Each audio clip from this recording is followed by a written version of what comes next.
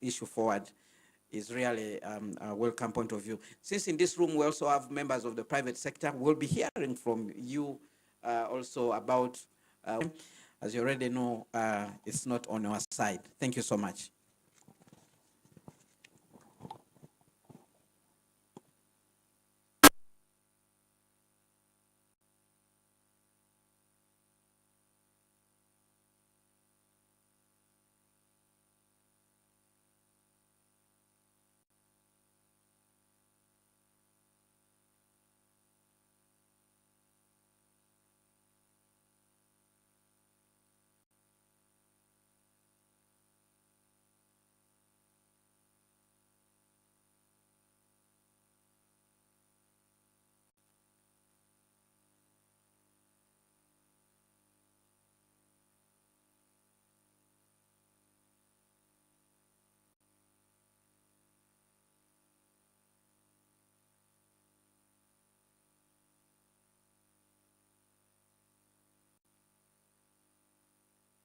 A group photo behind there before we actually get out for the tea break.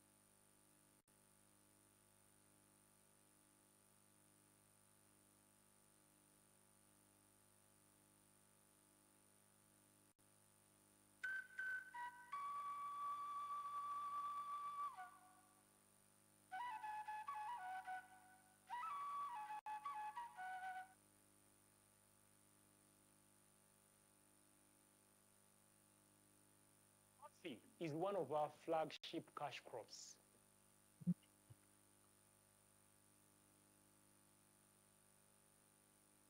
In the hills of Bugisu, coffee is more than a crop.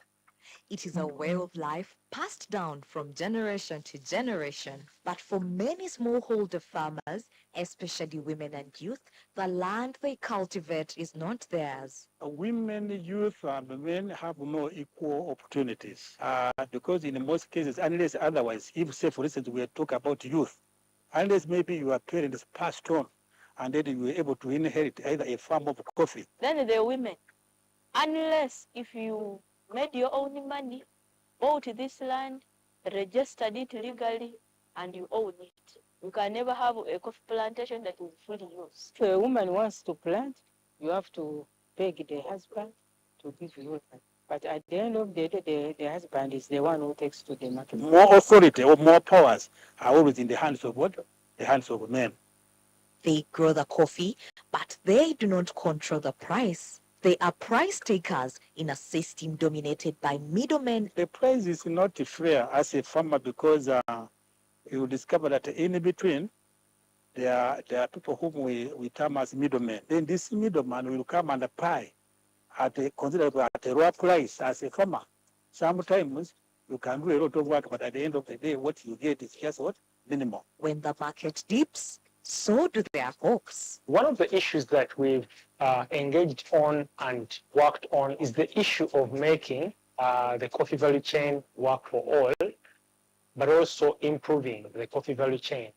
And Such efforts have involved or included mobilizing of farmers, smallholder coffee farmers, that include both men and women and the youth, but also engaging on some of the emerging policy initiatives and directives. As a farmer, I have attended some dialogues in Kampala, whereby CRTN is trying to ensure that maybe government can set up a price. CRTN is saying that, but how, as the government, how do we regulate the pricing of the coffee so that the farmers can benefit?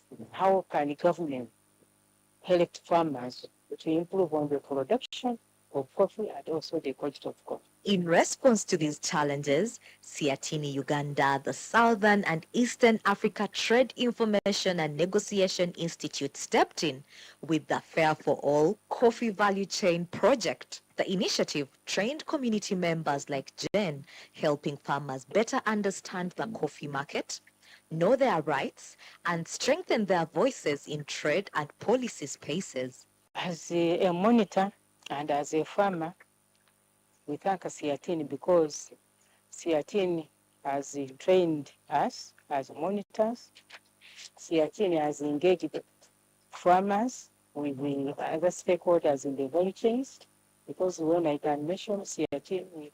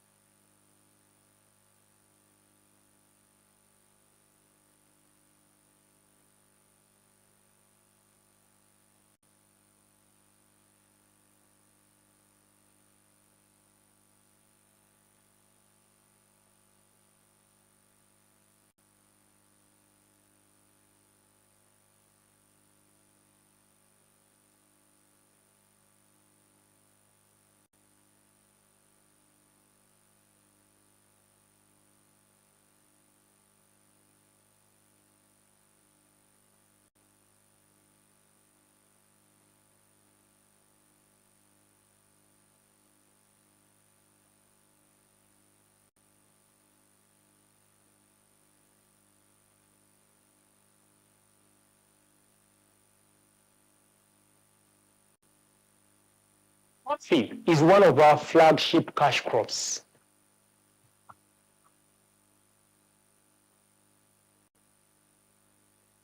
In the hills of Bugisu, coffee is more than a crop. It is a way of life passed down.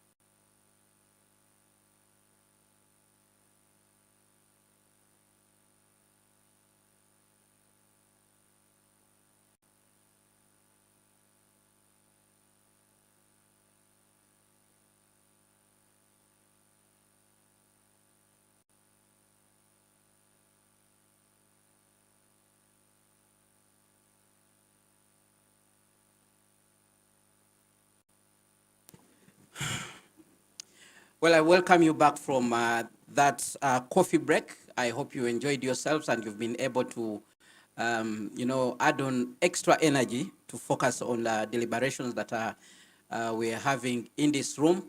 And I just want to inform you that we are streaming live on YouTube, that is of Siatini Uganda and its social pages. So if there are people that you think need to follow this discussion and they're out there, you can alert them to just go to YouTube of Siatini Uganda, and then on their X handle, Facebook, you'll be able to find us there live streaming as we continue with this discussion about the coffee subsector and the need for us to actually meet the deadline set by the EU on the afforestation. Now that we're back here in the room, it's time for us to get some reaction from the audience, to be able to hear from you. What do you make of the statements that have been made so far?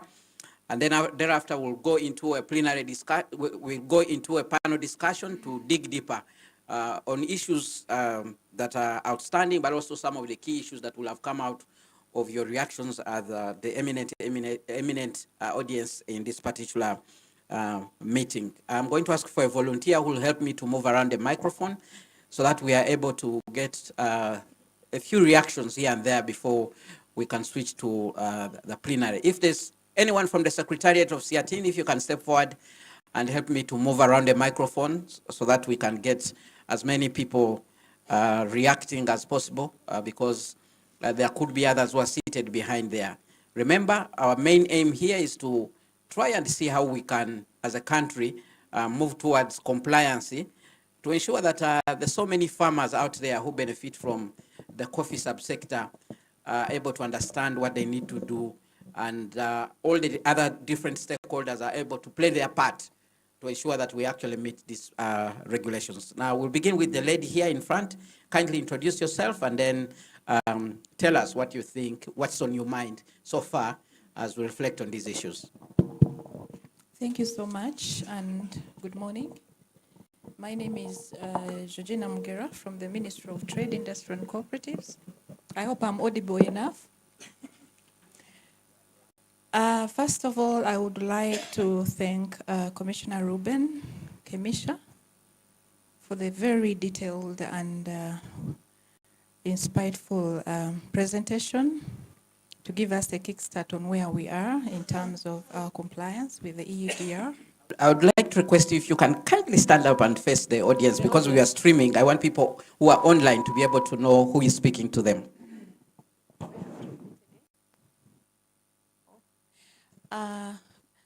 Good morning, Georgina Mugera from the Ministry of Trade, Industry and Cooperatives. I'm happy to be here, and I would like to thank the presenter, Commissioner Ruben, for the wonderful presentation on where we are as a country in terms of being compliant with the EUDR. Mine are maybe two observations and recommendations in respect to his presentation. Maybe the first question would be, how many Ugandan farmers do we have currently? Because you did highlight that so far we have been able to capture 1.5 coffee polygons, and maybe we need to look at, if it is 85% by October, statistically that may be need to be elaborated in detail, because if looking at the statistics of last year, we had captured, I think, around 4 million farmers, and you did allude to the fact that some of them have 2 or more farms. So it would imply that we have a lot of work to do at the country level. And that goes back to my second observation, is the task force. Who constitutes the task force, and how are they supporting the Ministry of Agriculture in this initiative? I think that is very critical for us to see that everybody is well engaged in this process so that it becomes a national priority. Then the third observation, I would ask, how engaged is the Ministry of Finance in funding this process to see that the country is investing into the necessary regulations compliance procedures to see that we are on board and that we are moving into the action plans that we set and we're able to comply with the necessary requirements. Then the other issue that maybe I would have loved to see, which you brought towards the end of the presentation, were the benefits that come with the Eudr, so that we can allude to the fears that apart from being a requirement, since it is a market access opportunity for 70% of our coffee, there are other benefits that we as a country can acquire from this EU market. And bringing that into perspective is that you do know that for the EU market, we are still enjoying the everything but arms market access under the European Union, which allows us duty-free, quota-free for our coffee. However, we are also in the process of assessing, as the UN is assessing Uganda for graduation. Last year in March, Uganda qualified, and we are going to be assessed in 2027. And that process, if it goes all well, that means that the country may be also seconded for graduation. So that also means that we may not be able to enjoy our everything but arms duty-free, quota-free market access. How then are we prepared as a country to ensure that we enjoy the markets that we have under the EU? So crying over the markets and the requirements that we have may not take us far. However, we need to soldier on as a country and ensure that we work together to embrace this opportunity, address the legal and regulatory frameworks, and ensure that we are compliant. And besides, it's an opportunity for us to ensure that as a country, we are able to enjoy other market opportunities that we have in the region. I like the fact that it also enables us to look at our status under environmental and the carbon footprint, which is something which is critical now. Looking at the NDP4, it's a priority for us to ensure that whatever we are producing meets these requirements and standards, and also ensure that we are able to find a balance in respect to these issues. So from the Ministry of Trade, we are ready to give you the support and be part of, and we're ready, I'm told we already have a representative on the task force, but we're ready to give you the support. And I think more importantly, also the Ministry of Local Government, because most of the production is done in the districts, and we need to bring them on board if they are not, and ensure that they're able to support the Ministry of Agriculture in this initiative. Otherwise, thank you for your presentation. It was quite insightful.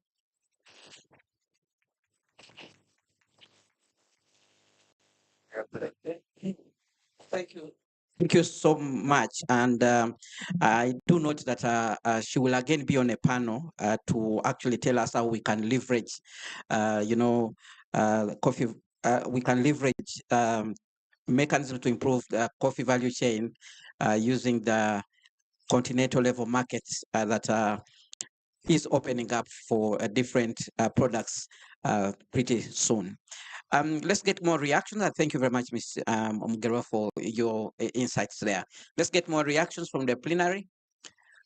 Just put up your hand and the microphone will come to the two people there, if you can kindly move and stay permanently that side so that you're able to move very fast to pick their views.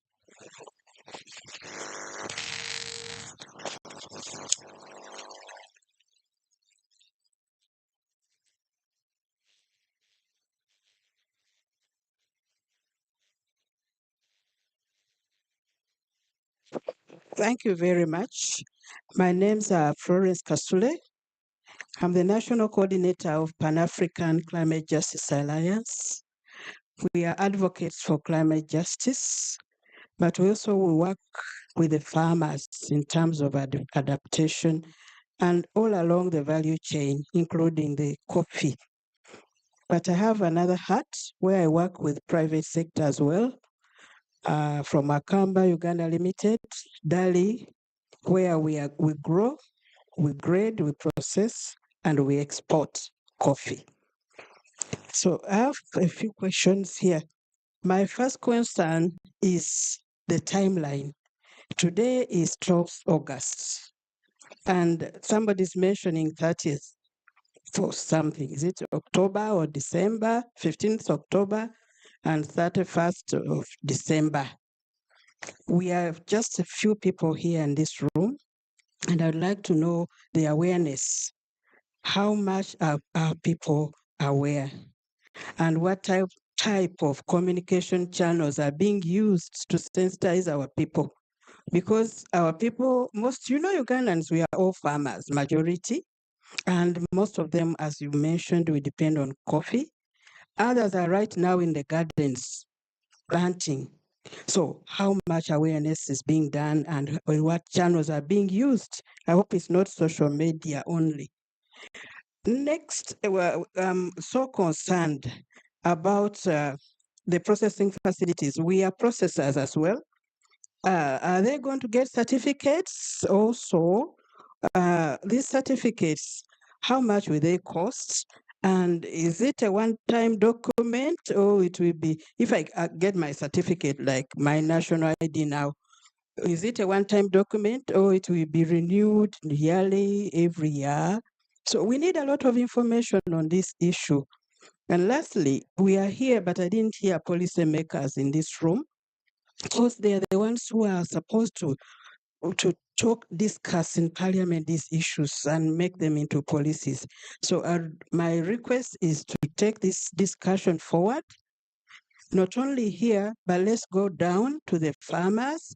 Let's go to, as she has said, to the districts, but let's bring on board more stakeholders, because people are going to be taken by surprise. Thank you very much.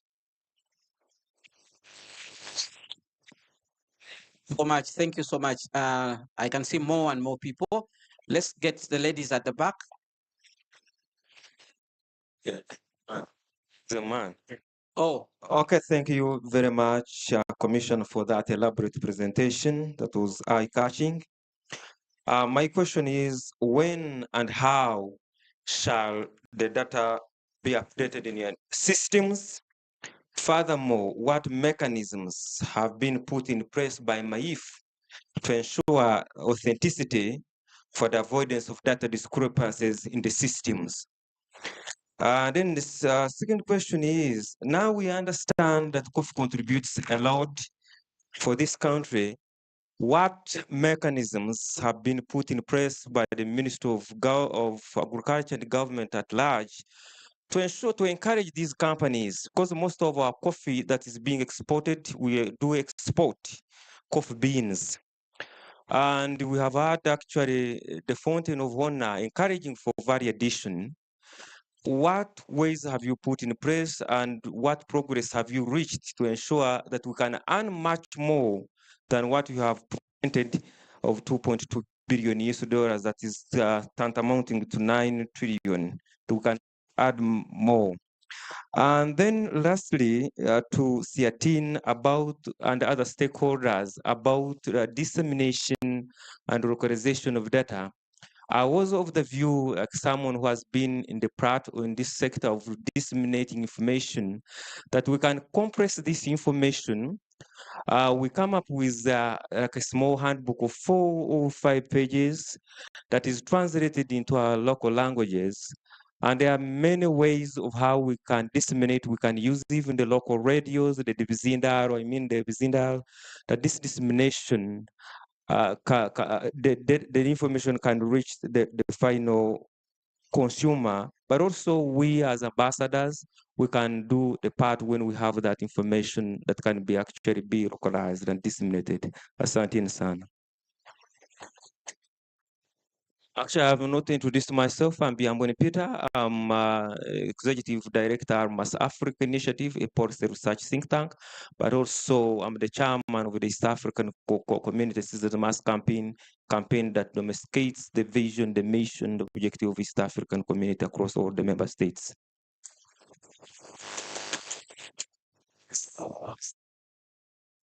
Thank you so much. Good morning, everyone. Janet Nyapendi from Kewera Organics Uganda Limited. We are into traceability and digital pages. Thank you so much, Commissioner, for the elaborate presentation. You mentioned about mindset change during your presentation under the challenges. I think mine is a recommendation. I think we need to get out there to the farmers and find the various ways of letting them know that actually these regulations will help them in the long run, will help all of us as Ugandans in the long run. One of them is through the trainings. We need to get those materials in the different languages so that they are able to understand what actually the regulations are all about. Thank you very much. Good morning, everyone. My name is Kutesa Sarah. I work with Central Coffee Farmers Association, SECOFA, and I'm the Sustainability Manager. Mine is, I want to ask the MIF that will this data be provided to the stakeholders? Because some stakeholders like us, the farm organizations, we have also tried to do mapping, but I can tell you it's not easy. You have to first carry out trainings to the farmers, and not a one-time training, because you have to convince them. Some might think you want to steal their land if they see you mapping and all that, but you have to first train them. And in the regions we operate in, I can tell you, for us, we have done our mapping through the certifications like Fair Trade 4C. Yeah, that's what I wanted to ask, that will this data be available for the companies, the farmer-based, the exporters? Will they get access to this data that the data that they are collecting, yes, and the mapping they are doing? Yes. Thank you so much. Let's get 3 more.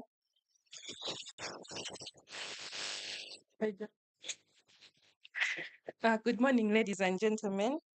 My name is Apio Mary. I work with Pelam Uganda. Mine is just to find out, of the about 1.2 million farmers that have been mapped, how many of them are small-scale farmers? Because Pelam Uganda and other civil society organizations, we can tell you that we've worked so much with farmers, but down there on ground, this is actually not known so much by the farmers we are talking about. So who are these farmers that you're saying you've mapped? Then also, what is the government stand on this entire regulation? What is government saying?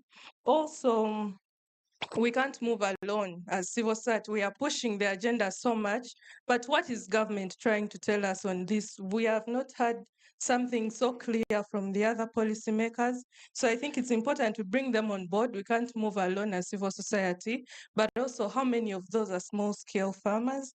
And is it possible to open up this database so that even one that has not yet been mapped can go onto it, check and see that the mapping has not yet been done, and maybe try to do something to get on board? Otherwise, what happens to the other farmer who does all the production and all the work, and at the end of it all, they try to also get into the value chain, and then they are told, maybe you've not been mapped? Could it be possible to open it up so that I can easily check and see if my farm is among those that have been mapped? All right, thank you. Thank you so much.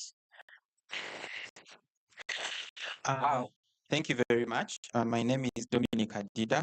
I also have 2 questions, and one of them flows from the last speaker, and also what I think Madam Chen identified in her welcoming remarks. The first is that how is the ministry or Uganda going to support the small-scale farmers in meeting the compliance prerequisites? And that, I think, is the question that you was also that on the ground it's very different. So how are we going to assist these small-scale farmers in meeting documentation, monitoring, or certification requirements?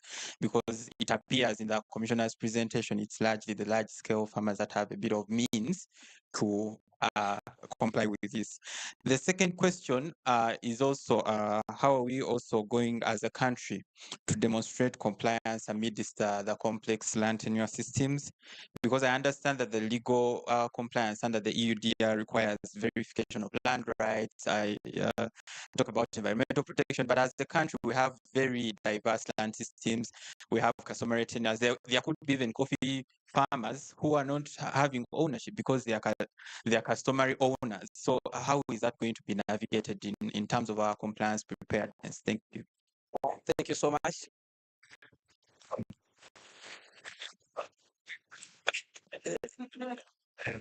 Please take from the back.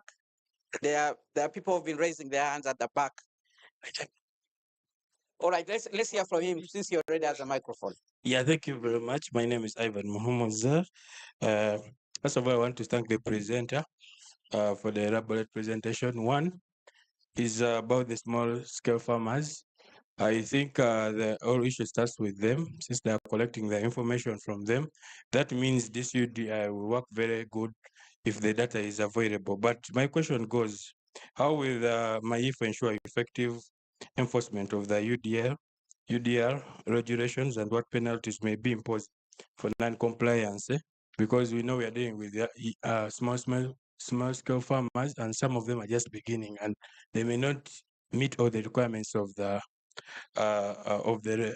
new regulations or the compliance mode. Then lastly, how will the risk classification affect the Uganda'S export to the EU and what are the possible economic implications that are connected to this? Thank you very much. Thank you very much. Kindly, if you can go to the back and then move towards the front. Let's begin from the back. All right. My name is Ismail Kadu. I am a coffee drinker. So in your presentation, Mr. Commissioner, you did seem to shy away from addressing the issue of market access with other countries and blocs except the EU. Why are you so afraid to? Why are we so afraid to talk about market diversification? What's the stumbling block there? Is it because of the 70% export that goes there? That export could go elsewhere.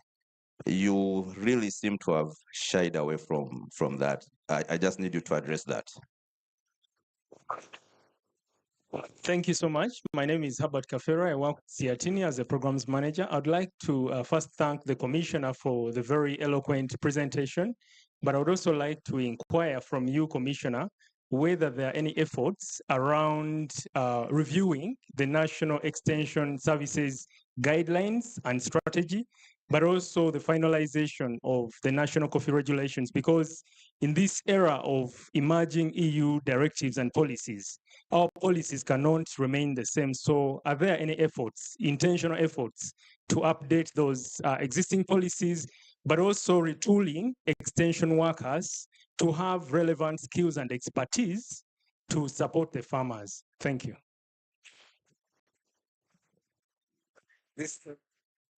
Please, those two. Thank you so much, Commissioner, for the presentation. All right. My Just name stop is with that and then you respond. My name is Amanya Julian, and I work with Food Rights Alliance. And as my colleagues have highlighted, one of the challenges you said resistance to change. And FRA, we work with farmers in Bugisu region, and I would like to report that one of the farmers we work with among those 1.5 people that have been mapped. But I would like to report to you, Commissioner, that these people, the registration officers have been able to map out their land without explanation. They go to their gardens, so most of them, they are ready to comply, but they don't have any information about what the registration officers are doing.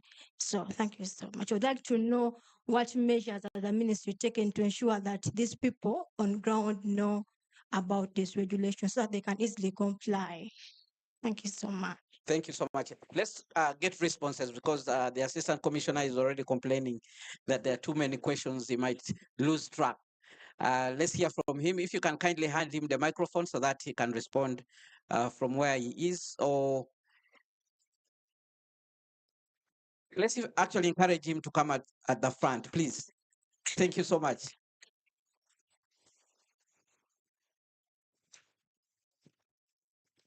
Thank you so much. Thank you very much for these questions. Before I start, I want to first thank Siatin. Please put your hands together for them, for bringing us together to share these things, because such platforms are not so common, and it's one of the challenges we are facing when we talk about mindset change and all others, because we would have loved to have such more platforms to share the information. So when I came in, someone was asking about whether the factories will also get certificates. Certificates, so about this traceability or trading certificates for traceability.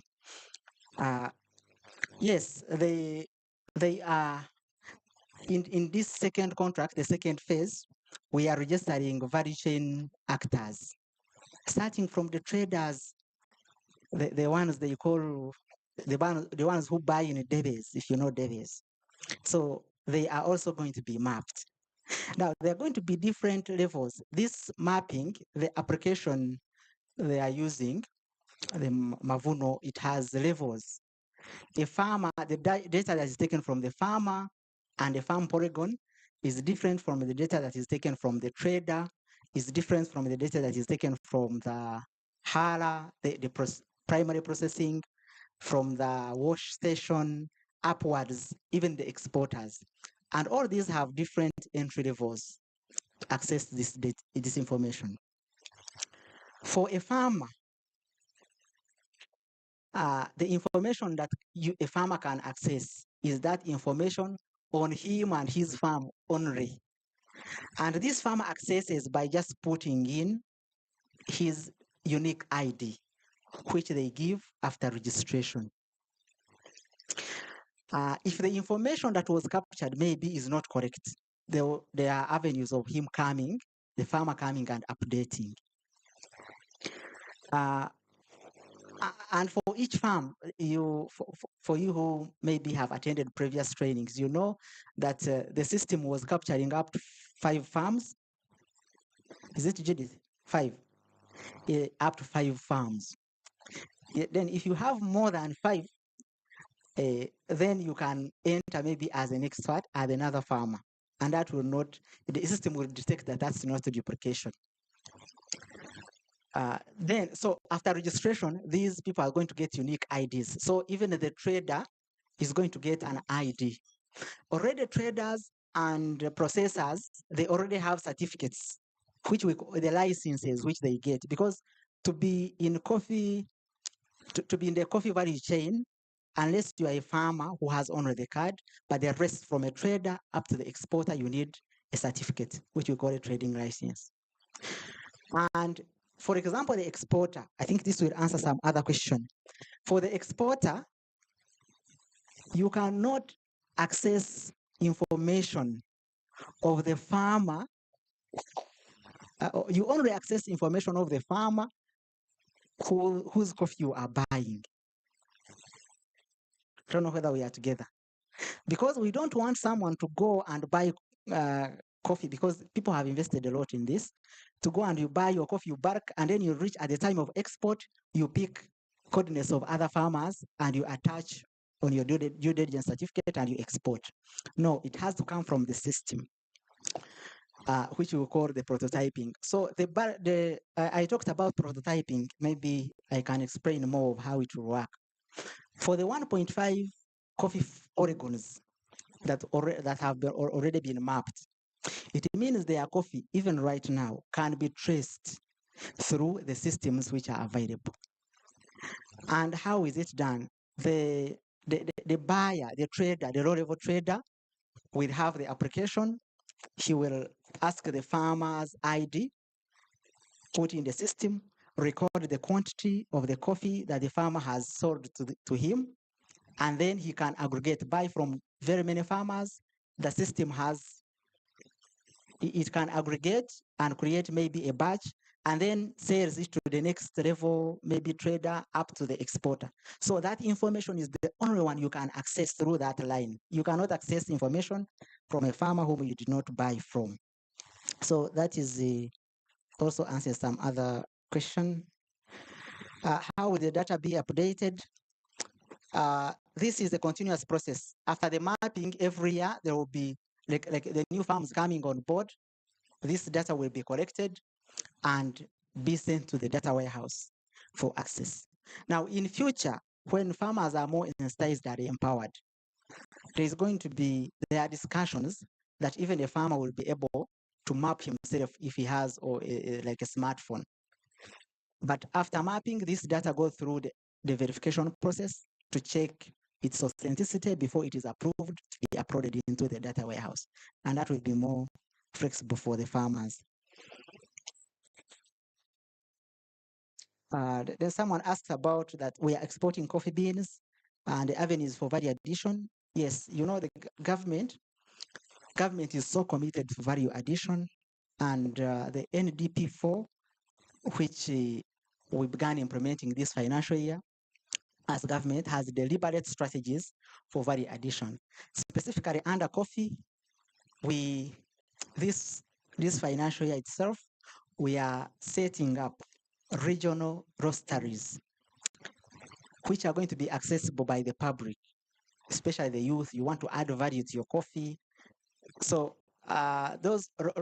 so you can process, grade your coffee, bring it for roasting freely, and then you can package, because most of the challenges we identified in the value addition chain was at roasting, where you need sophisticated materials. So then also the government is going to set up through PP private partnership to set up soluble coffee plants.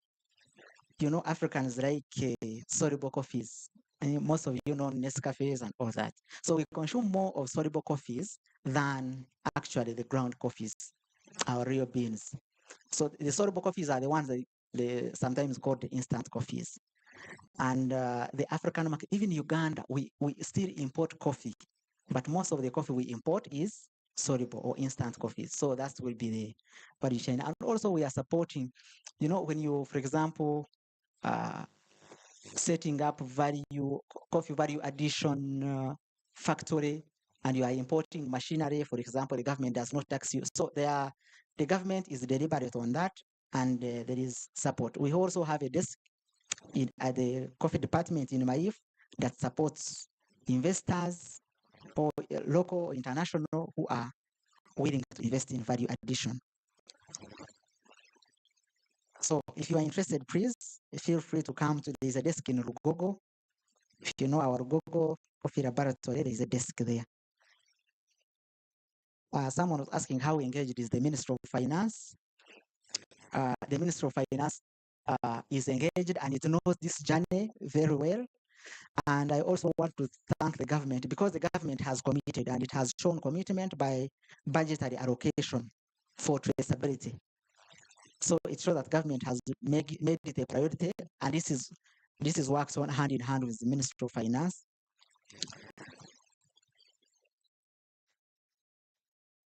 How will MAIF assist small-scale farmers in monitoring? And the cost, by the way, the cost, the farmer is entirely, this thing is entirely free of charge to the farmer. A farmer does not pay anything. So a farmer does not need to pay anything for his farm to be mapped. First of all, this registration or mapping is free of charge. And at first we were saying for the first phase, it was voluntary. You don't force a farmer, you sensitize. If the farmer accepts, then you do what? Then you register, you map, and he signs a consent form. If a farmer does not want, it is okay. Because as our colleague said, there are other markets where the farmer will be able to sell. So the farmer, this process is entirely free for the farmer. Someone asked about the laws and compliance. So for traceability, it does not require you maybe to have a land title or maybe to be in customary. No, it just maps as long as the farm is yours. I think we shall, maybe that one will come later in corporate sustainability due diligence, which will also be required later on in the process. But that one requires that the coffee you are exporting complies with the national laws. And that one does not change. So it looks at the existing national laws and then whether the system or whether the producers are complying to those laws. But for now, for traceability, for your farm to be mapped, for your coffee to be compliant, as long as it was not planted on deforested land before, I mean after December 2020, your coffee will be compliant regardless of the land tenure system where the farm plot is located. And also, most of 90% of our farms are smallholders. And actually, about 70 to 75% of those smallholders have coffee farms which are less than an acre, which are between 0.5 or less than 0.5 to about 1.25 acres. And by the definition of EUDR, a forest, to be considered a forest under deforestation, it must be above at least 1.25 acres. So most of the farmers are compliant naturally. So it's it is the farmers should not worry because most of their coffees, especially smallholders, most of their coffees are going to be compliant. Now someone was asking, the 1.5 million coffee farms, where are they? The one you have mapped. Yes, they are there in the statistics. And that's why we said that we expect this information to be a little bit, we expect the number of farmers by the end of this process to be even 4 million. Because when you go on ground, you find the number of farmers and farms already mapped. Yes, this 1.5 so far done, but you find that there is a lot more that have not been worked on. So it shows that it's work in progress, and it also tells us that actually the number of coffee farmers are more than what we anticipated, but we shall reach there. Civil society and interaction with policymakers. Now, we want to call upon civil society. We understand there are several civil societies and development partners involved in especially agriculture extension and working with coffee.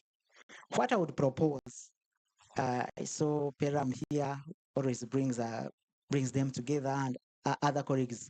Please, from here, I think as one of the way forward, let's have another meeting of all civil societies involved in coffee value chain. Let us meet.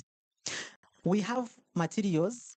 I will later on call one of the colleagues from the coordination unit who will tell you about the sensitization bit of it, the progress. So we have the materials, EUDR sensitization materials approved. We have both audios translated in languages. We have frequently asked questions. We have the brochures. We have, so we have the information. And we would like this information to be used in a harmonized way. We want to speak the same language. We make our extension system, both private and public, speak the same language. So we have these materials available. So if we can have an avenue, please, you can reach out to us. We share these materials, they are approved, so that you can maybe print them out and use them. And for you who might be having maybe finances, we have already approved audios and audio visuals, which you can support us to publicize, because this information still is maybe within, it is known by a few people. So you can help us on that. And please, we can always discuss on that. So after meeting, maybe all the other players, we harmonize on the way forward, because we have to work with one another to make sure that this information reaches down there, especially on awareness creation.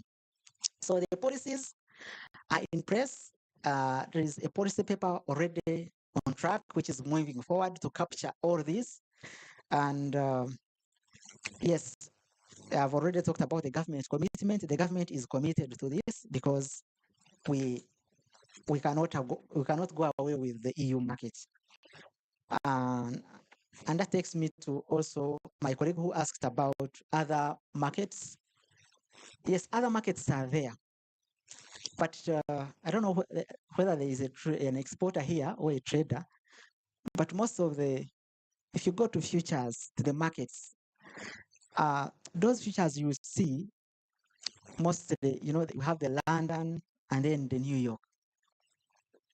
And the prices you see on futures, which the exporters use to export, they are based on those markets, especially in EU, in the London. And they offer the best prices. They offer the best prices. It is not that our coffee is not demanded anywhere else. Actually, the demand for Ugandan coffee is enormous, it's too much.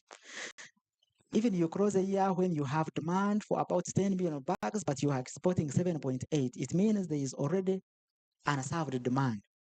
But what do traders look for? The exporters, they look for where they gain more. And that's why the European Union market, you cannot go away with it. Even Africa, there are markets here, even China, India, so many. But still you look for the one which brings out the best of the value. And this transcends the farmers because in Uganda, about 90%, 85 to 90% of the FOB price goes back to the farmer. So the value goes back to the farmer. So that's why the EU market is very important to us because it pays something good for our farmers.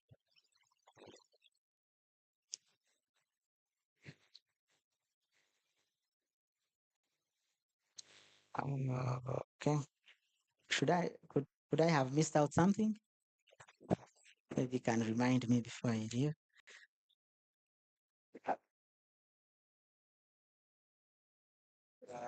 Couple of questions that actually came in. I don't know if Dominic, Apio, and Kutesa feel satisfied with the responses that have been given as he answered your questions. There were issues which were raised by the lady here.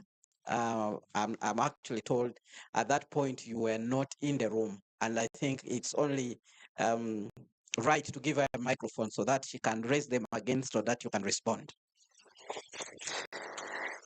Thank you so much, Commissioner, again, in your absentia. Your presentation was very insightful. Briefly, one was on I think you've highly elaborated on the statistics, which I was now able to appreciate regarding the numbers that you have captured in terms of the farms. And since it is demand driven, it is also a little bit cumbersome because some may not want to be registered because we expected maybe by this time would have around 4 million farmers captured, but the fact that it is demand driven, I'm kind of appreciating where we are and where we're going. Then the other issue was on the task force. I was saying this is a government priority for the EUDR because we do appreciate that the EU market is very critical for Uganda and it's a market that we do not want to lose. And moving to the side that there's a possibility for us in 2027 maybe to graduate, there's a possibility. So we do not want to find ourselves in a situation where we are not competitive in terms of our quality standards and those compliance regulations that are needed in the EU market. So then we need to move forward and ensure that the entire infrastructure of government, the private sector, civil society, academia, all on board. So we wanted to ensure that you capture this as a challenge in terms of the things that you're facing as a ministry. And I think this should be prioritized, even in terms of finance, providing support to your ministry to ensure that this is prioritized. Because if you look at the ATMs that were captured under NDP4, commercialization of agricultural value addition are critical. So there's need for that government support to this initiative. And if there's a challenge, please, we are ready to give you that voice. And already this forum is part of that voice. Also importantly, I think was the issue of ensuring that we have also local government on board, knowing that this is where the production takes place. And if they are the part of the task force, then that is okay. But we do have already a lot that we can do with them and ensure that the voice goes out and bring others that have not been captured in the system to ensure that by the time October arrives, I like the person who raised the question, is the registration a one-off? I don't know if you captured that. Is it a one-off? Is it supposed to be done annually? You know, so I think there's a lot of dissemination that has been recommended on how we can package the update. And I think your presentation was, for me, I liked your presentation. You are giving us the key highlights, but also we can package them for Omuntu wa Wansi and also for the different coffee players in the value chain so that Ugandans are on board. And we are already moving towards that direction. So briefly, that is it, Commissioner. Okay, thank you so much. And we appreciate the fact that we are working with the Ministry of Trade to also upgrade from ABA upwards. The task force composition actually has one member from trade, and the composition is first of all the chairmanship. It has a co-chair from the private sector, that is Uganda Coffee Farmers Federation, and then from government. And Uganda Coffee Farmers Federation encompasses all the value chain actors in Uganda, from the farmers up to the exporters. So they are represented on the task force. So it is cutting across. I may not go in details, but at least what I know is the Minister of Trade is also part of the Eudr task force, which was formed actually as the running unit. It is hosted by Cafe Africa, which is like the coordination unit. Cafe Africa is also not government, but it brings together both government, private players, civil society, development partners together. And yes, that's composition. So we look forward to really move together from now, and we note that. Maybe I also missed out on the Sekofa, person from Sekofa, who was asking about the cooperatives which are doing individual registration and even exporters. Now, I would like to categorically say that government is undertaking to register, to map all the coffee farmers and all the value chain actors for free. And EUDR requires a competent authority to accept your due diligence certificate. So for you, and you saw, there are so many people who will provide solutions when there is a challenge. But you find the information you collected, for example, does not satisfy the data points required by EUDR, and therefore we cannot integrate it in the national EUDR, in the national data warehouse, to be able to generate a due diligence certificate that is by a competent authority. Now, a competent authority in this, for your due diligence certificate to be accepted, it must. Okay, of course, there is no competent authority. There is no authority more competent than government. So this one, which has been developed, and we call it a national one, I think it's more competent. Yes, but there are some multinationals and companies and cooperatives who are doing their own traceability system, but this is a cost that you could avoid because the national coffee traceability system is going to serve each and everyone, and everyone is going to access it. Actually, during farmer registration, if you come from Chibinge cooperative, when they are registering the farmers, this is where they ask the cooperative name. So if they are capturing Chibinge cooperative, it means when you're sorting out that data, that cooperative will be able to have information about all the farmers who were captured under that cooperative. And then in case you want to do your own also, please come to the task force maybe, and we guide you on especially the data points that will be required so that your data is compatible. So in case you want to integrate it. But we appreciate everyone's input in this. But for the cooperatives that have not delved into this, instead of them investing more funds to do their own farmer registration, to do their own traceability system, they would leverage on the government's structure and actually maybe nominate a registration assistant to the cooperative to capture data using the system that is generally used by government. So that's what we would encourage. But this information, please help us and make sure it reaches the grassroots of the farmers. I want to thank you very There much. was one more issue that came in from from Herbert Kaffer from Siatini, Uganda.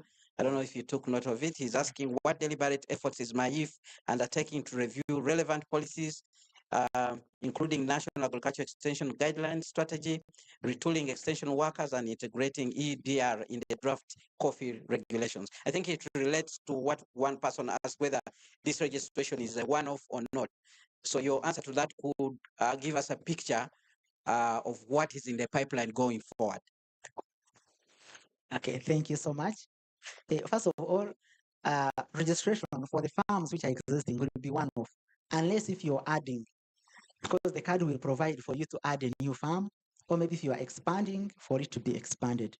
But once your farm is mapped, your data is captured, so you don't need to do it every year, unless for the new farms which come on board. And as I said, for the EUDR, of course, we are not going to change the entire legislation that is existing, because that means you will need to go to the Forest and Tree Planting Act, you may need to go to National Environmental Management Act, you may need to go to the Coffee Act 2021 as amended in 2025. So this one will be captured in form of ministerial policies. And as I said, the drafts are ongoing, of course, and this is being done through Ministry of Agriculture. That is concerning EUDR policies. But later, the discussions will go on, maybe even at parliamentary level in the nearby future. But for now, what EUDR requires for you to have policies in place, so which are being worked upon. And in the pipeline, there is the agriculture extension policy, and why you asked maybe to fast track it, and it is moving in the positive direction, if I may update you. And we hope by this year, it should be able to be presented in Parliament. Now, when such issues come like EUDR, what we need to update ourselves are the manuals. Of course, it is not good to pull out, for example, a bill which is already being drafted, and then you want to incorporate this. But always after a bill, after the bill is signed into an act, there is a provision for the ministry to develop what they call regulations. So these things will be captured in the regulations, especially for the extension, that's agriculture extension policy, which is taking that route. So these issues will be captured in the regulations, and of course, there's no one who can forget about EUDR and CS3D. So we have to be on the safer side. And also, the National Coffee Act 2021, which was amended in 2024 and ascended to and gazetted in January 2025. Actually, when you are referring to the Coffee Act 2021, you can bracket amended 2025, not 2024, as I always see most of us referring in literature. So it was already capturing coffee farmer registration. I think you understand that time when there was a lot of fracas in Parliament about why we are registering farmers. Now, had we not included that that component in the National Coffee Act 2021, it would have required maybe review and amendment, which would have taken us a very long process. But we were lucky that most of these issues, especially about farmer registration, capturing of the data, tracing down the geopodness, all these things were already in the Coffee Act 2021. And that is why Uganda is leading in Africa when it comes to to being on track towards compliance with EUDR, because we had already laws and legislation in place that supported EUDR. Someone from Cafe Africa. Cafe Africa, please come. Cafe Africa is the coordination unit for EUDR task force and for the National Coffee Platform, where most of these issues are discussed. So I thought you could add something especially relating to, they handle most of the sensitization part. Thank you. I'll just take a minute or two to respond to a few questions on awareness. Sorry. As mentioned by the, sorry, I'm not. The Cafe Africa does the coordination for all EUDR and C3D efforts in Uganda, and they gave us the mandate to develop materials and also. Oh, okay. Okay, so so far, I would like to mention that we have done, I think there's a question on, we are full members in the room, but we need to implore others to create awareness in other districts and other country, but also mentioned by Ms. Jane Nalunga that we need to take this information to the subnational level. There are efforts that have been done so far. I can't say that it's enough. We call upon other people to also give us support and we extend the information, but we have done regional engagements in all the regions in Uganda. We go and talk to farmers. We work with implementing partners, cooperatives, and they arrange and call farmers together and we talk to them to create awareness. We have developed materials, as the commissioner said. We have FAQs from the regions. We go to very many questions that come up. We have compiled all those questions into one document. We have an FAQ, and we have translated in 3 different languages, Luganda, Runyankore, and Runyachitara, but also Luo language. And all these audios are there for your use. You can please reach us, both the website on Uganda Coffee Platform. There's a landing page on C3D and EUDR and C3D. There's a landing page that has all these documents, but also you can reach at our office. We have some of the copies, the comics that have been the farmer-friendly comics that break down what traceability is, break down what understanding of EUDR is. You can reach at our office. We are happy to share with all of you. And even if you want to put your logo and share with your farmers, all of you that has that have small scale farmers that you want to share with this information, we're happy to share with you. This is a sector document because we developed it. We do not have a Cafe Africa logo on it. It's a sector document that only has MAIF. But we share with you, you put your logo and share with your farmers the traceability, the brochure that explains what traceability is and how these traders are going to trace their coffee. Please come to office. You can reach me out today and I share with you the direction. But come to office, we share with you these documents, but also in the event you have funding to print more copies and share with your farmers and share with all these other districts, it is okay. I can share with you the soft copies and you're happy to share. Yeah, that is as far we've done, but also we're going to launch, we're going to share with the radios, all these documents, all these audios that we have set. We have funding so far. We would like more, but we have some funding to share at radio stations. We already did last year with TVs and radio stations in all across the region, but it was not enough. As we hear from the stakeholders, many people don't know about it. So we're happy to share. We're going to share with the radios and TV stations in the coming months so that all this information reaches reaches everyone. But in the event you want to share with the farmers, please, we're happy to share with you. You can come to office. We share part of our hard copies that we have and also soft copies. Reach us on the UCP website, the landing page on Eudr and Say3D. Get all this information, the journey that the commissioner shared here, from the development of the National Action Plan, from the task force, from the coordination, all these things are documented. We're happy to share with you as and when you come. Thank you very much. Well, thank you so much for the questions that came in from the audience and the response which was given by the Assistant Commissioner, and also the information that has just been given to us by the lady who has just taken a seat. We're now moving into a segment where we are going to discuss these issues in detail, and it's going to be a panel of discussion. I'm going to invite the panelists to step forward. Our first panelist is going to be Miss Georgina Mugerwa. She's going to talk to us how we can leverage the Africa free trade area to make the coffee value chain work. It's very important because that's a market that is opening. If we are getting challenges in the EU, how can we take advantage of the market that is opening on the African level to be able to still remain relevant as far as the coffee subsector is concerned? Kindly, if you can take your seat up here in front. I'm going to request somebody from the Secretariat to provide us one more seat. We need 4 seats here in front so that all the guests can be seated comfortably. I'm also going to invite Ms. Irene Nakamate. She's a research assistant at Makerere University.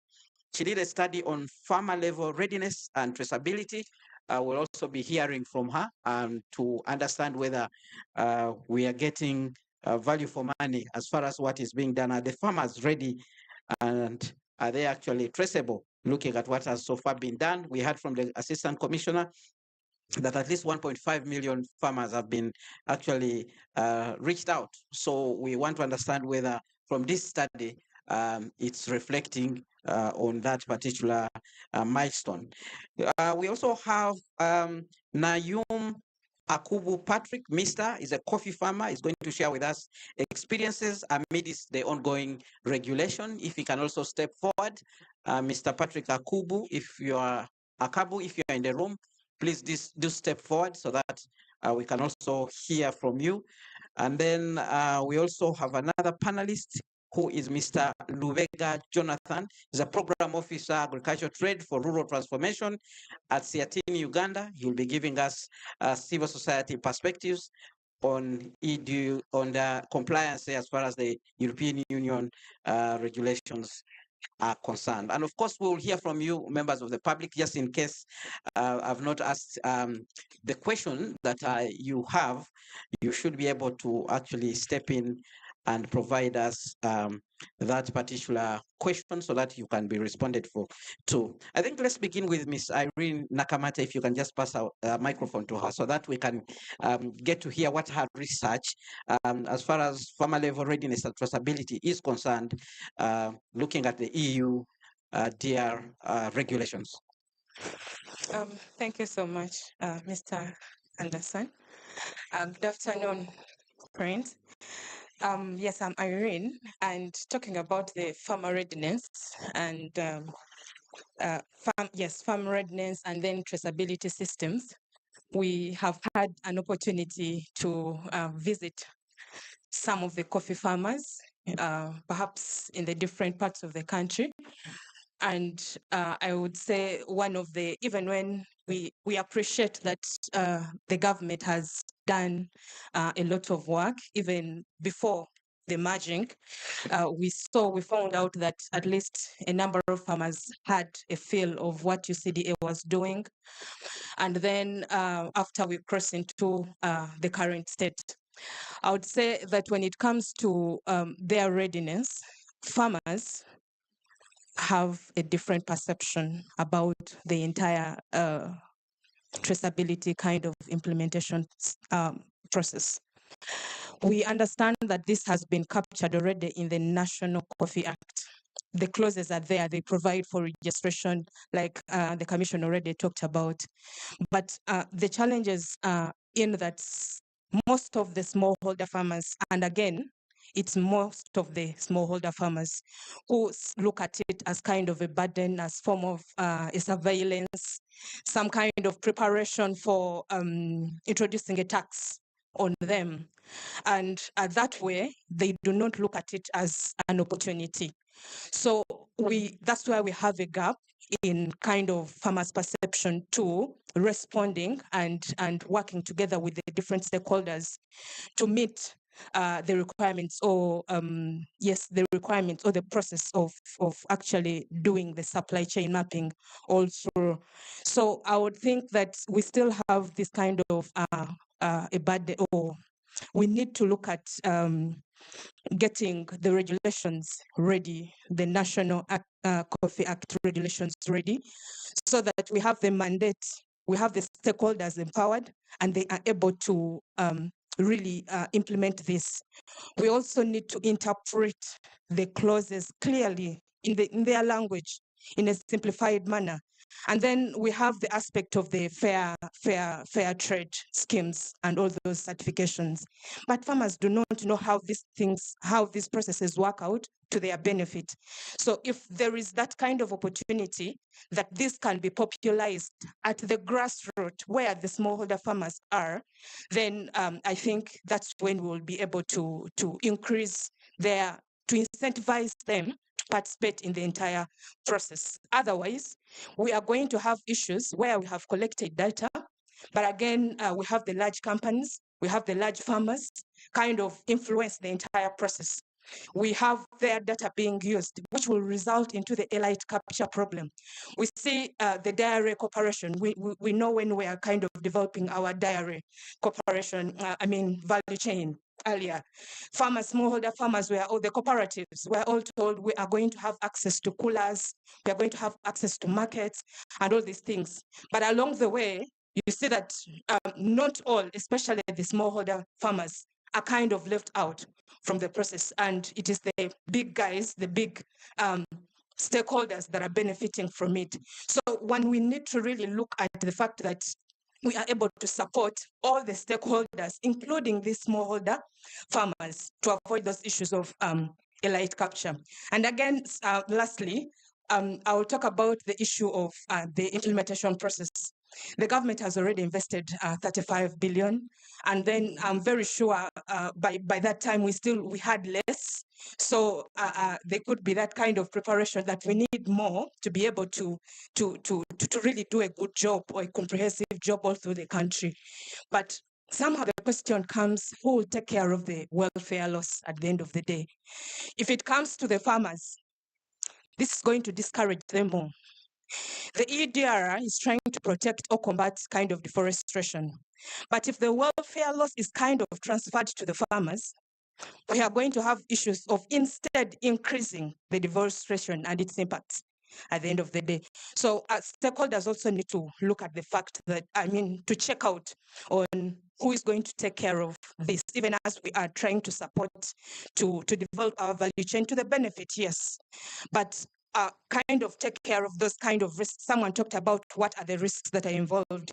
We need to take care of all these risks and be sure we are safe in a sustainable manner. Who is paying? How are we paying? What is the plan? And who is going to be affected for sustainability? Thank you. Thank you so much. But you did not give us briefly how you conducted this research. And I know it's a common question. Somebody will say there, where did she get this information? Did you talk to the small scale farmers? Did you also talk to the large scale farmers and probably also promoting the capture you're talking about? Let's hear from you. How did you conduct this study, this research? Thank you so much. In my discussion, I talked about majority of stakeholder farmers. It's because we focused more on the smallholder farmers, not the big. We sampled some of the big companies, but the majority, the focus was on the smallholder farmers.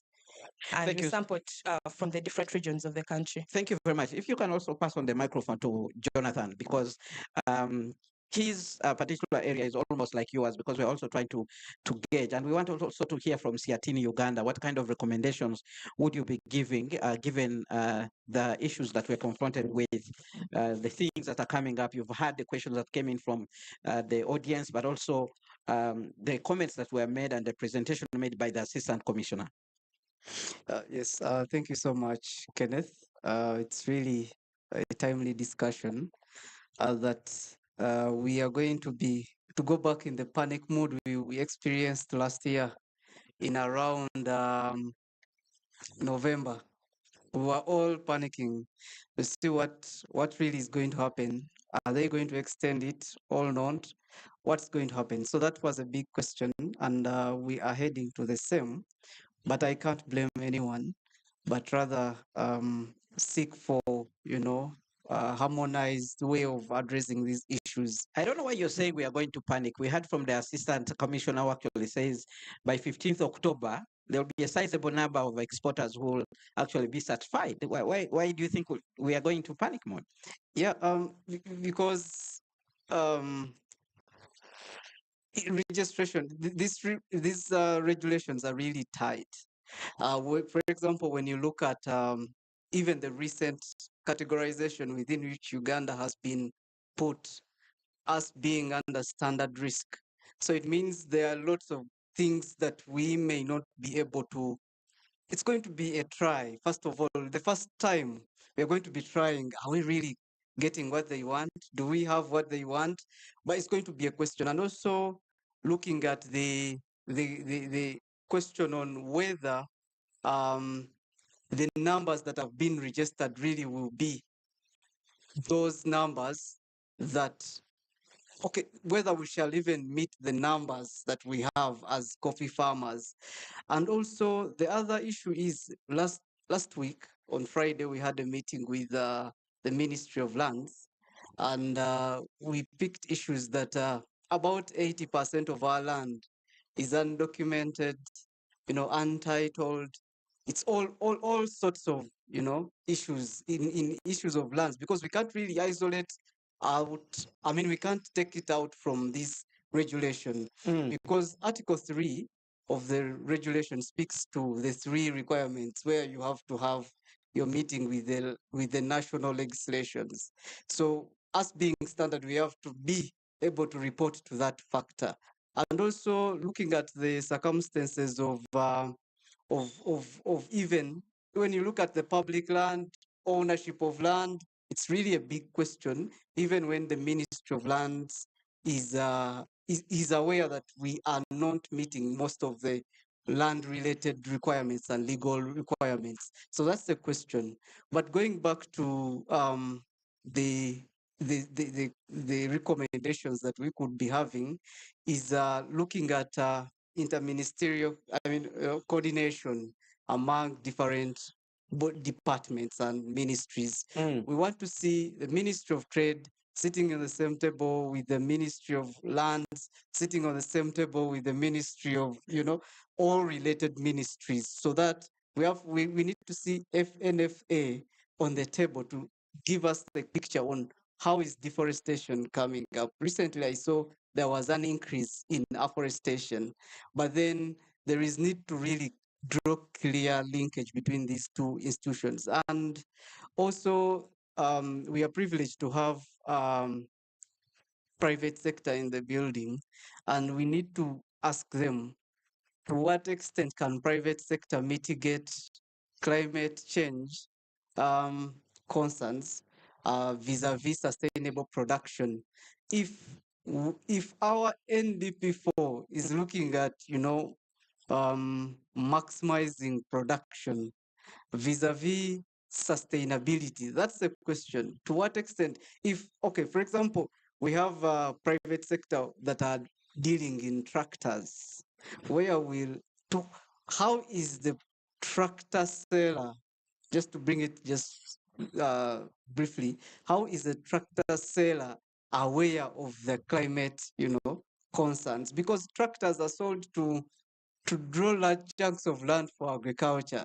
But I think we need to get clarity. I may be speaking from an ignorant kind of perspective, whether tractors that are sold are going to be, they have a favorable climate mitigation measure, or there is a kind of awareness, or there is kind of mitigation between the progress that Africa or even Uganda is looking at vis-a-vis the climate response mechanisms? To what extent are we addressing these two concerns? If we have clarity, then I'm sure we may be able to see a bigger perspective and really coordination. The rest are awareness, as many people are not aware of this policy coherence. It's been highlighted. Yeah, I will maybe speak to anything if asked. Thank you. All right. Thank you so much. Just one before you move the microphone. You talked about standard risk. There could be somebody out there, maybe online, watching this discourse, and they do not understand what standard risk actually means. Can you explain a little bit deeply what this means for Uganda being categorized as a standard risk country? Okay. The regulation provides for 3 risk assessment categories, and one risk assessment. Okay, there is low risk assessment. Low risk category, then standard risk category, and high risk category. In the beginning, in 2023, all countries were considered standard risk. So it means that everyone will be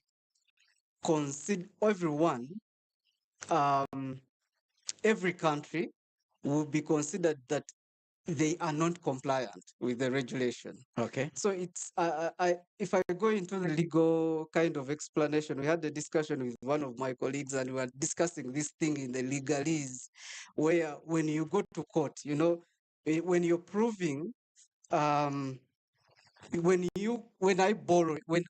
I lend you money, let me say 20,000, all I have to prove is, here is the receipt, or here's the agreement I gave you so that you gave me the land. The money. I gave you the money. You only prove that.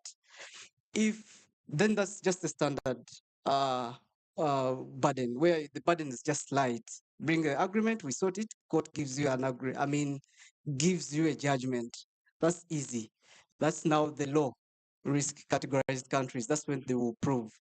And then when we go to fraud, everyone in fraud, for example, we have 2 land titles. You get? I have a title in Lubega Jonathan on the same piece of land, same block, same plot. You have the same title. Kenneth Anderson, same piece of land, same plot, same block.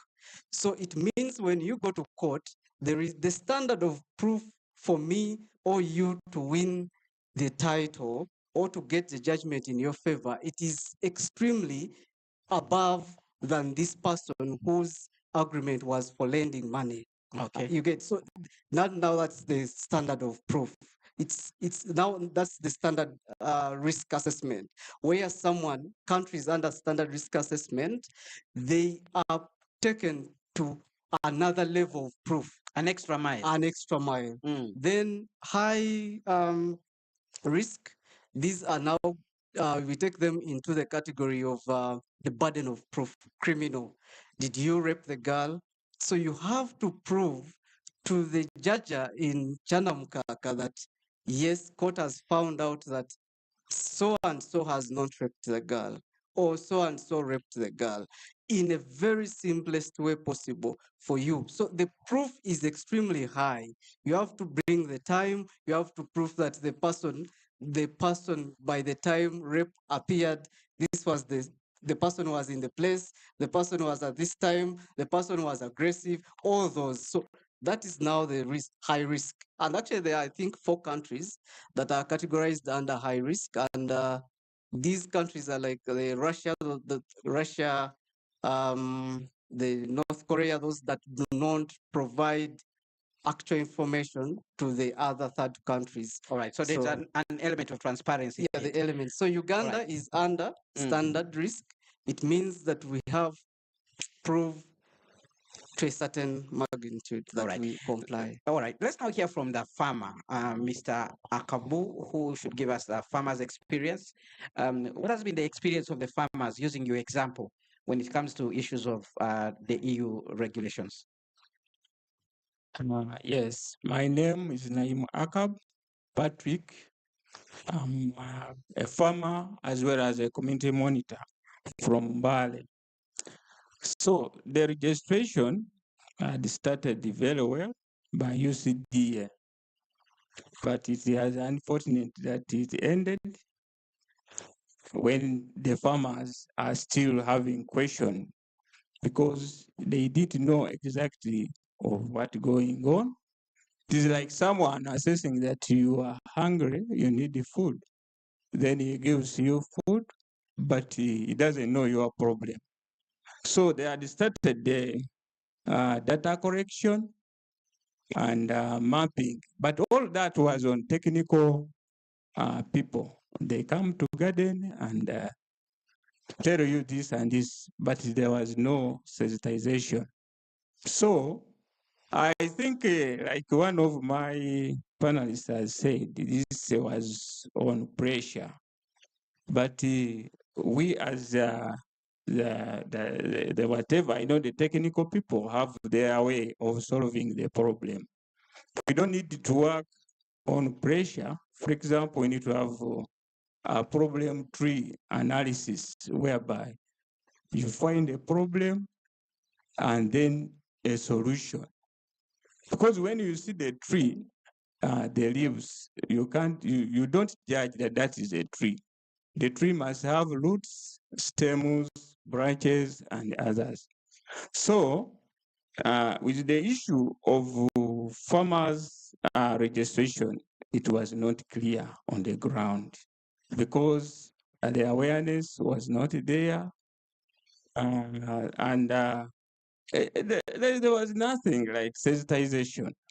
So, farmers just see it as I think it is for technical people. All right. The assistant commissioner told us about 1.5 people have actually been reached. You come from Bali, and I think it's one of the coffee growing areas. Are you suggesting there are no farmers in that particular category that have been reached in the ongoing efforts? Yes, I'm saying that UCDA did the work, but in that process of documenting, there was over-intimidated by the government, and that's where I ended to hear the information. I think the information stopped there. So those who were lucky got the what? The registration. Since the time of UCDA being rationalized, you have not seen any people in Bali to continue the exercise. That's what you're saying. To me, all right, not seen. All right. So, and probably if you can tell us, are there any specific questions or concerns that the farmers have about this process so that the ministry can and the different stakeholders in this hall can actually understand and make appropriate remedies? Yeah, the farmers, first of all, need to know clearly what is Eudr means. Then also the process, because it is like a program which needs like 10 to 25 years to complete. Because when we talk of deforestation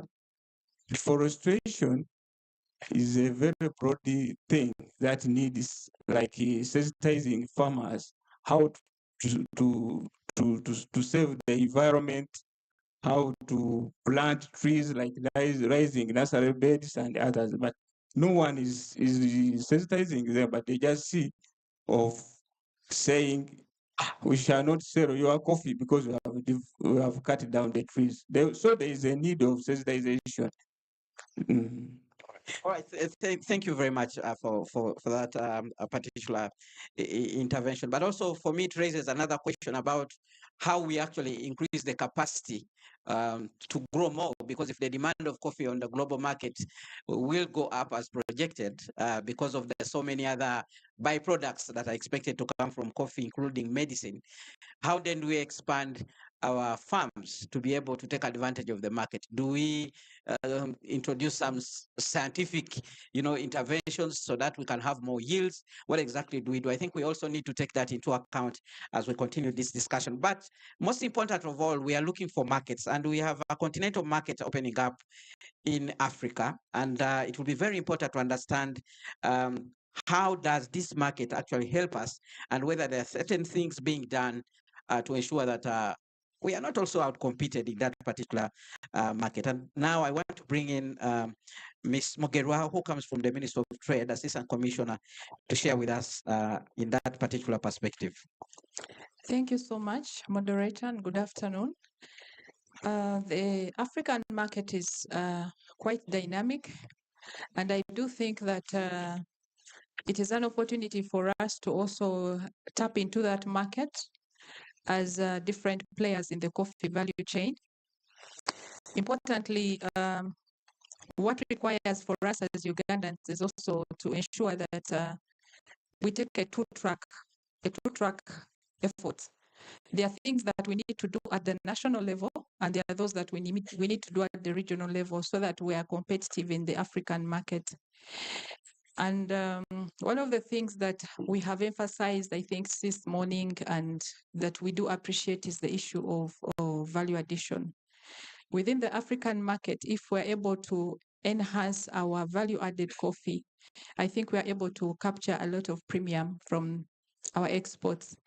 And importantly, of course, we've seen that government has embarked on this initiative largely within our NDP4. We see that sectors that are driving commercialization of agriculture, sectors that are looking at agro-industrialization, have been given and facilitated to support our farmers and players in the coffee value chain, and also other producers as well as exporters.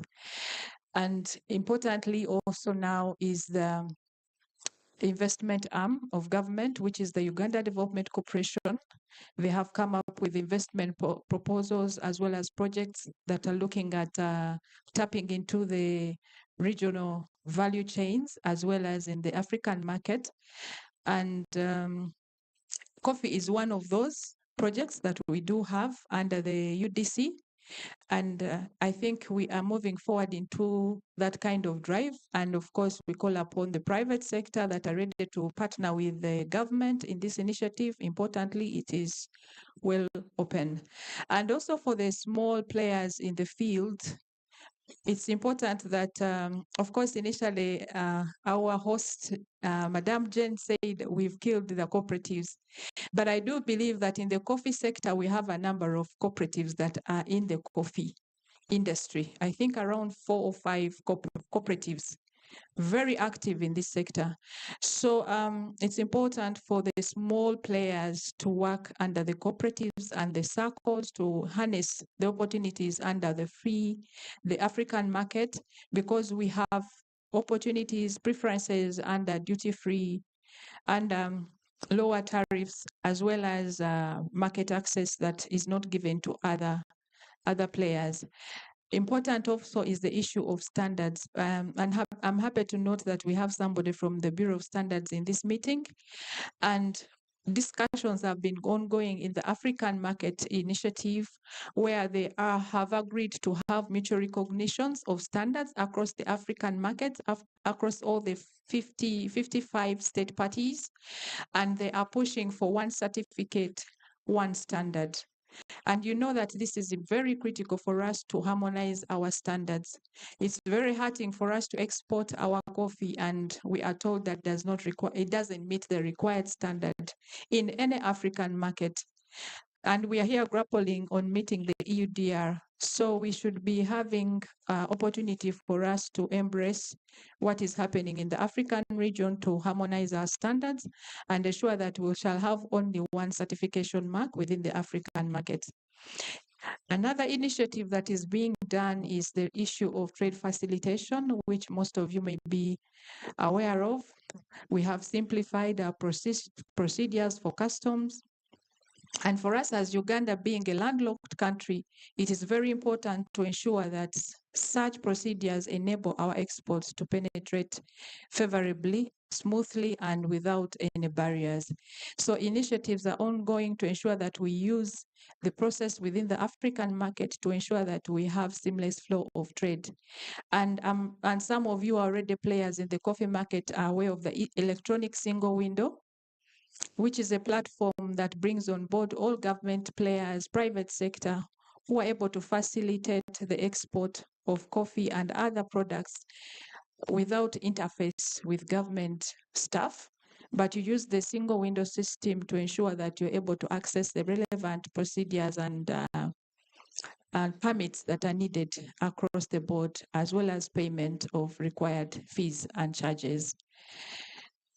Importantly, also in the CFTA agenda, like we've said at the national level, is there are discussions to ensure that we have innovative financing under the Afrexim Bank, under the African Development Bank, discussions at a higher level to ensure that those that are involved in value chains of different products which are critical are able to access affordable financing. Of course, this is work in progress to ensure that we're able to tap into that kind of financing and support our private sector and SMEs to be able to produce and also export their products.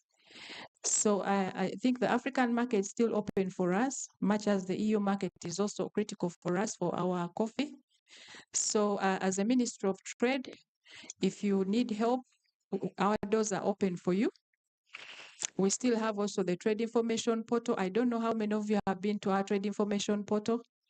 We have almost 40 products that we have documented over the trade information portal, which we're actually trying to update since after RAPEX.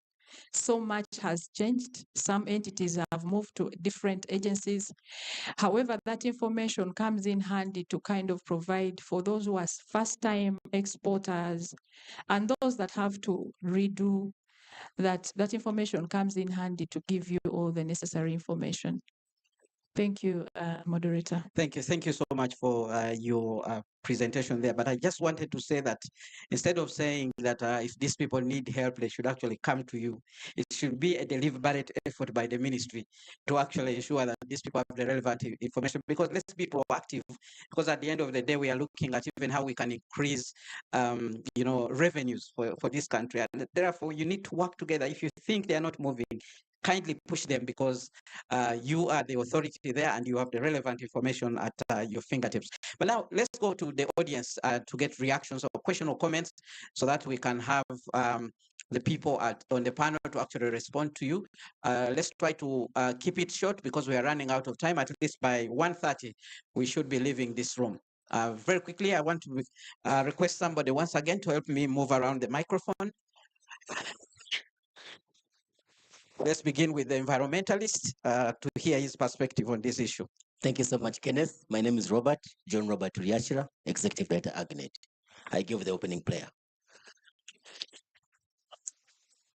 And we are still blessed from that prayer. Please go ahead. Thank you. I would like to ask the panel what's their take as far as decolonizing the EUDR is concerned. Recently, I was speaking to somebody about the same and about the EUDR, and she pointed at me and she said, "You, the climate activists, you are the ones who have brought for us problems, because you are always talking about climate change. Yet, for us as Africa, we have not contributed to effects of climate change. And yet, for me, I thought we were actually doing good and we are fighting for our environment. I didn't know that actually we are being pointed out as people actually causing all these problems." So, from the panel, Georgina talked about the position of the NDP4 as far as tracking down the carbon footprints and the issues, the opportunities that are coming with the carbon trade and then the carbon markets and the carbon sequestration that is involved within the coffee sector.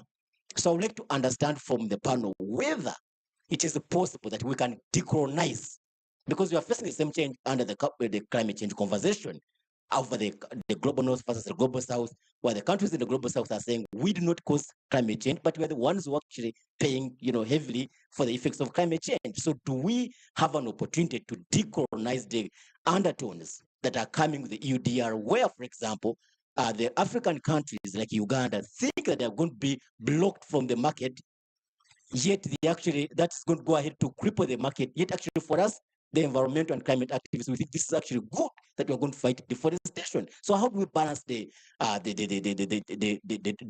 issues of environmental conservation, but at the same time market access and growing the economy? Well, thank you so much. I wonder if you're also telling the countries in the EU to also, focus on the emissions they are also letting to the ozone layer, so that you do not focus only on Africa, which actually contributes less compared to what they have did for so many centuries. Because the development they have out there has caused a number of effects on the ozone layer. But let's move on with the discussion. Let's hear from another person. Thank you. Brenda. And thank you so much for volunteering to move around the microphone. Thank you so much, our panelists. Mine goes, I think, to Jonathan about the national regulation. My name is Brenda Akankunda and I work for the International Trade Center. I think there is a bit of confusion when it comes to the legality issue in the EUDR. Especially when you, for instance, EUDR doesn't even ask for ownership of land, like legal ownership. CS3D does ask. EUDR does not, is not interested in that. So I think it's important to really understand the legality aspect when it comes to EUDR.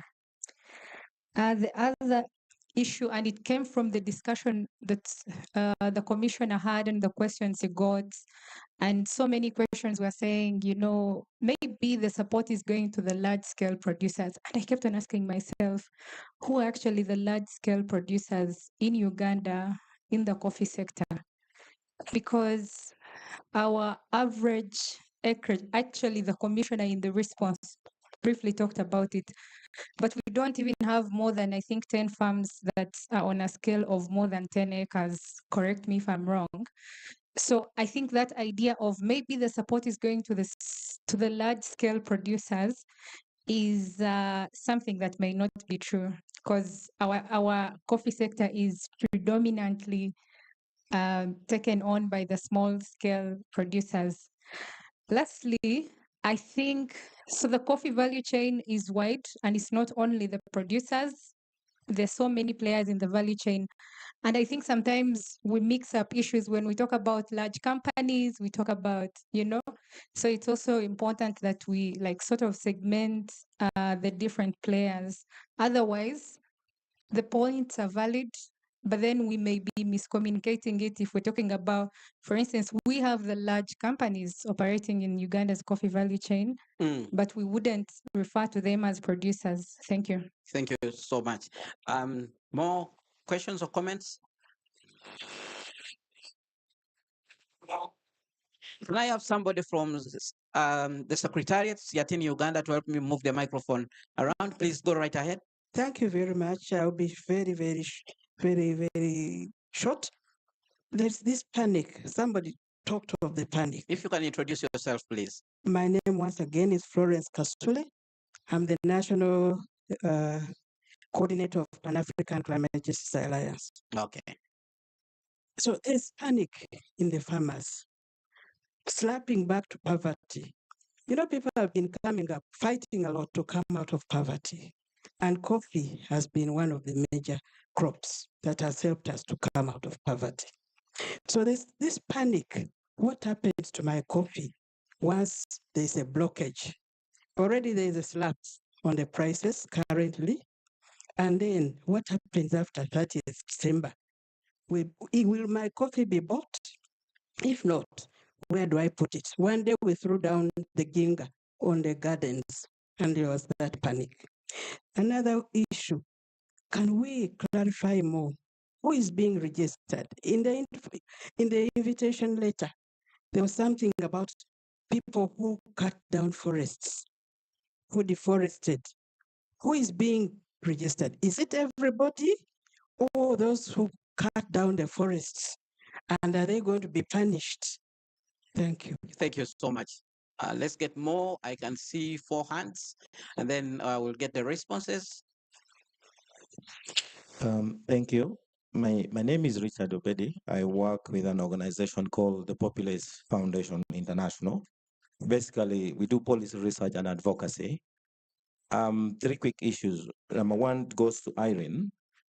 Irene, I think you are not very clear, especially in the areas of where your study took place. I know coffee is in very restricted region, Elgon, Renzori, Chigezi, and part of Central. Now, and this also goes to the Cafe Africa response that this lady, I've forgotten her name, she tried to respond. And there's too much generalization. And like the way she has put it, there's too much panic. in the ground or to the villagers or the farmers. A case in northern Uganda. And we know how coffee was denied in northern Uganda just due to historical injustice. And right now, there's need to actually to manage expectation of the farmers in northern Uganda because everybody is actually running there. And again, we need to avoid what we call the Dutch effect, whereby people will abandon growing their traditional and indigenous crops like maize, rice, soybean, sunflower, cassava, and all that, because there's a boom in coffee. And there's need to manage this expectation. And I think the commissioner, with your very powerful presentation, the ministry need to actually take charge of this process. And you really need to go down like the EDRs alluded in our opening remarks, that there's need to actually take this conversation to the grassroots, district level, and the sub-county level, because in northern Uganda, for instance, big shots, big individuals, members of parliament, others, they already have their coffee, I would say, at 60, 70%. But now the common person, and I think the Madam Georgina actually alluded to it, I don't know the Luganda word, Umuntu Owansi, these other one who are just down here, whom they are being mobilized under the pretext of some money over 260 billion in place in northern Uganda, and land issue comes in there. I think my colleague here, Adide, has alluded to it. You can't run away from it.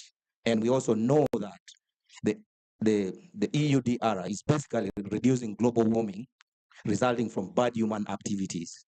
And I think also the climate mobility incident due to refugees coming from Southern Sudan, you can't ignore that.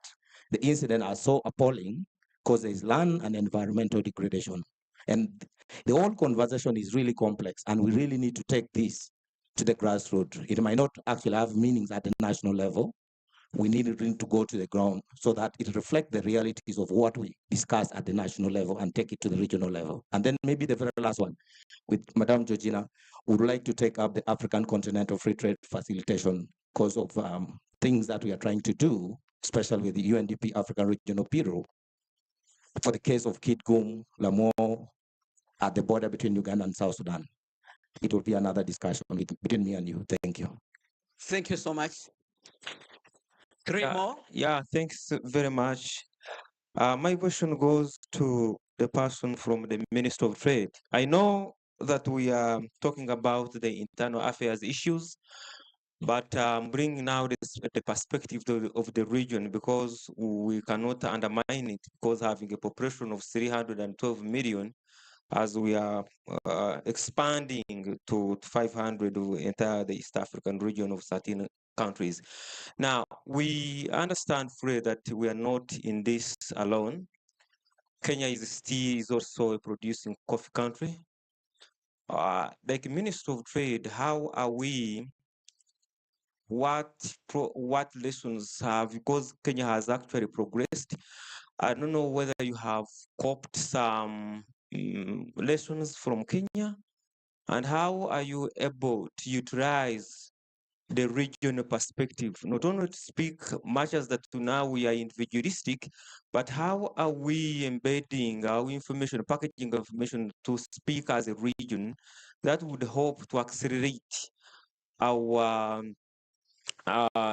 in regard to these the directives from the Europe. I think when we do that collaboration, learning from Kenya as well as these and other member states, that can give us a base on how we can communicate than being so disintegrated as we are doing integration. Thank you so much. Thank you. Two more. My question will go to the lady from the Ministry of Trade.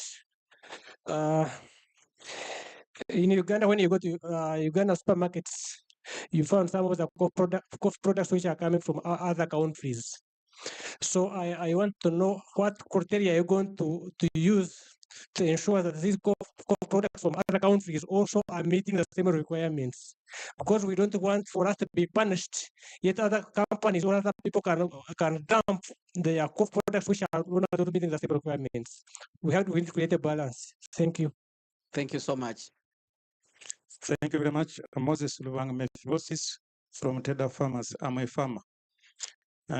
My question goes to either my fellow farmer, the researcher, and Mr. Lubega.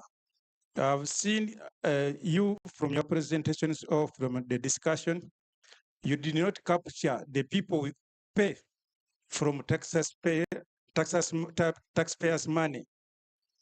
Right from LC1 to the MP, we paid them money.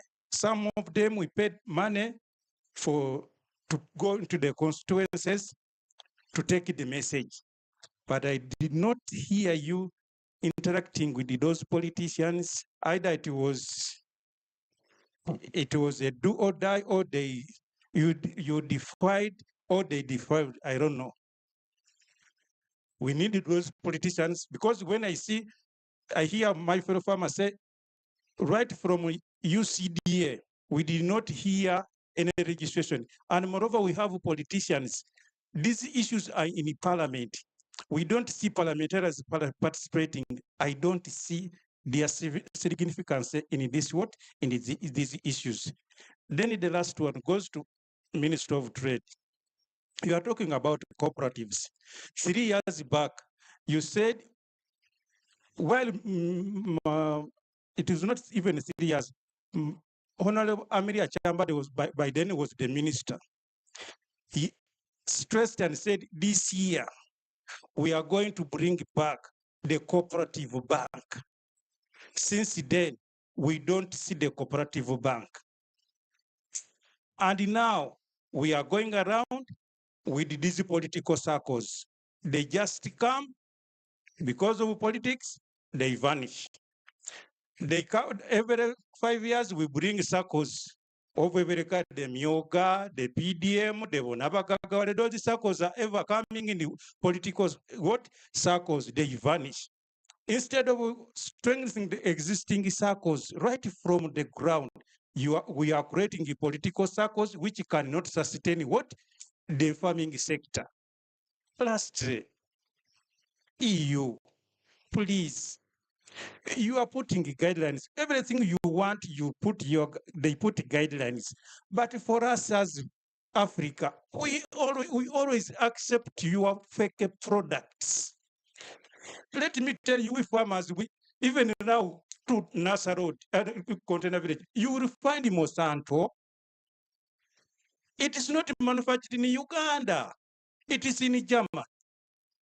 Those are fake products, but we accommodate them and you charge them. Why don't you be realistic and say, let's do this? We made a mistake because for us, you contributed much about concerning climate change, as Robert has said. For us as developing countries, we are listed contributors. But we have decided to mitigate and adapt and do whatever we can. But EU, you are the best good contributor of climate change. We don't blame you on that, but stop blaming us because we have done something which you yourself want to do to us. Lastly, people, Brother Lubega we had a discussion at Hotel Africana. We were discussing agroecology and what the products. A Dutchman came to our group, and we were discussing if at all we can export this to Europe and this, and he said, please people, in Netherlands you have just 5 million people. Uganda, you are 40 million people. Why do you target the 5 million people and leave the 40 million people? Brother Rebecca, isn't it so? That's what he said. Please target this. If we EU, those who have at least got the science of standardizing, let them go to EU. And the rest, please, Minister of Trade, find us a way. Thank you so much. Market our products. Thank you so much for your interventions there. Let's hear from. Good afternoon. I'm Imam Magisha. I'm really interested by the gentleman's conversation. I think, Siatini, moving forward, we need to get these ambassadors in this room. We push them to the wall because you really feel, sympathy for Mr. Rubanga. Thank you very much. I'm Imam Mukisha, a natural resource economist, but also I lead a team at YSED. I belong to the school of thought that the future of climate finance is through public sector partnership. And to the lady from the Ministry of Trade, I want to understand to what extent do you engage private sector as the source of maybe financing for these activities? Because you understand there are people, for example, who have accumulated the profits over time, and they are willing to, to contribute to, to this goodwill.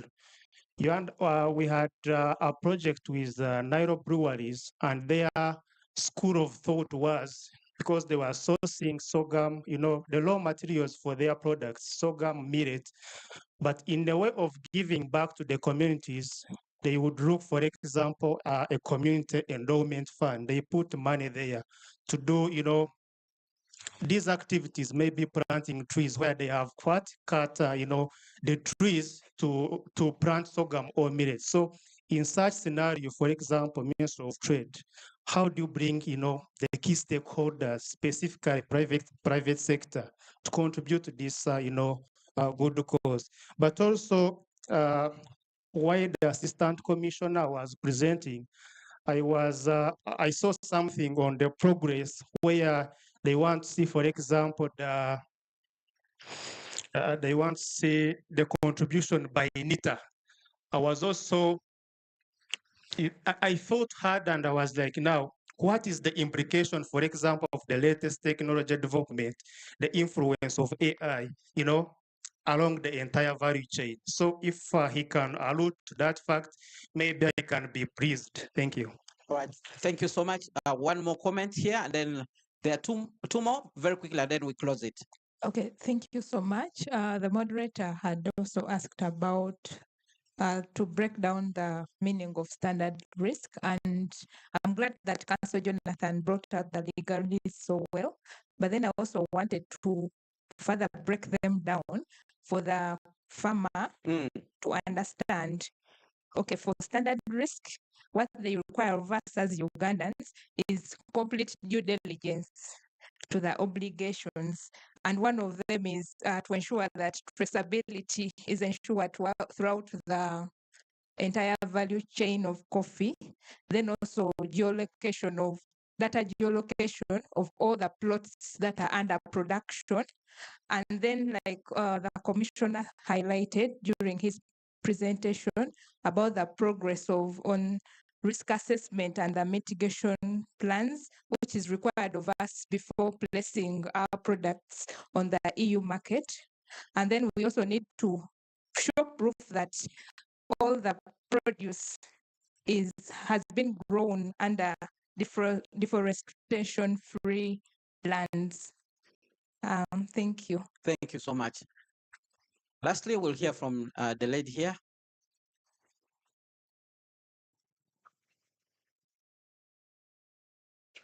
Yes, good afternoon, ladies and gentlemen. Yes, I'm called Susan Atiang. I work with ABI Development Limited. Were introduced earlier as Abitrust. We've changed our name to ABI Development Limited. And I would like to thank Minister of Agriculture and most especially Mr. Chemusia and other staff of former UCDA that have been working with us together. We started this journey of EUDR together. We put money on this process. We worked together with farmer organizations, private sector actors, and we mapped over 1 million farmers. And we really appreciate the collaboration we've had with all the actors getting this process. Last year, there was a lot of panic. This year, we are more stable. And currently, with all the data that has been collected by Pula, our next level step is to work with MAIF, Uganda Coffee Federation, Cafe Africa, to ensure that we have a data warehouse like we had earlier, and also to ensure that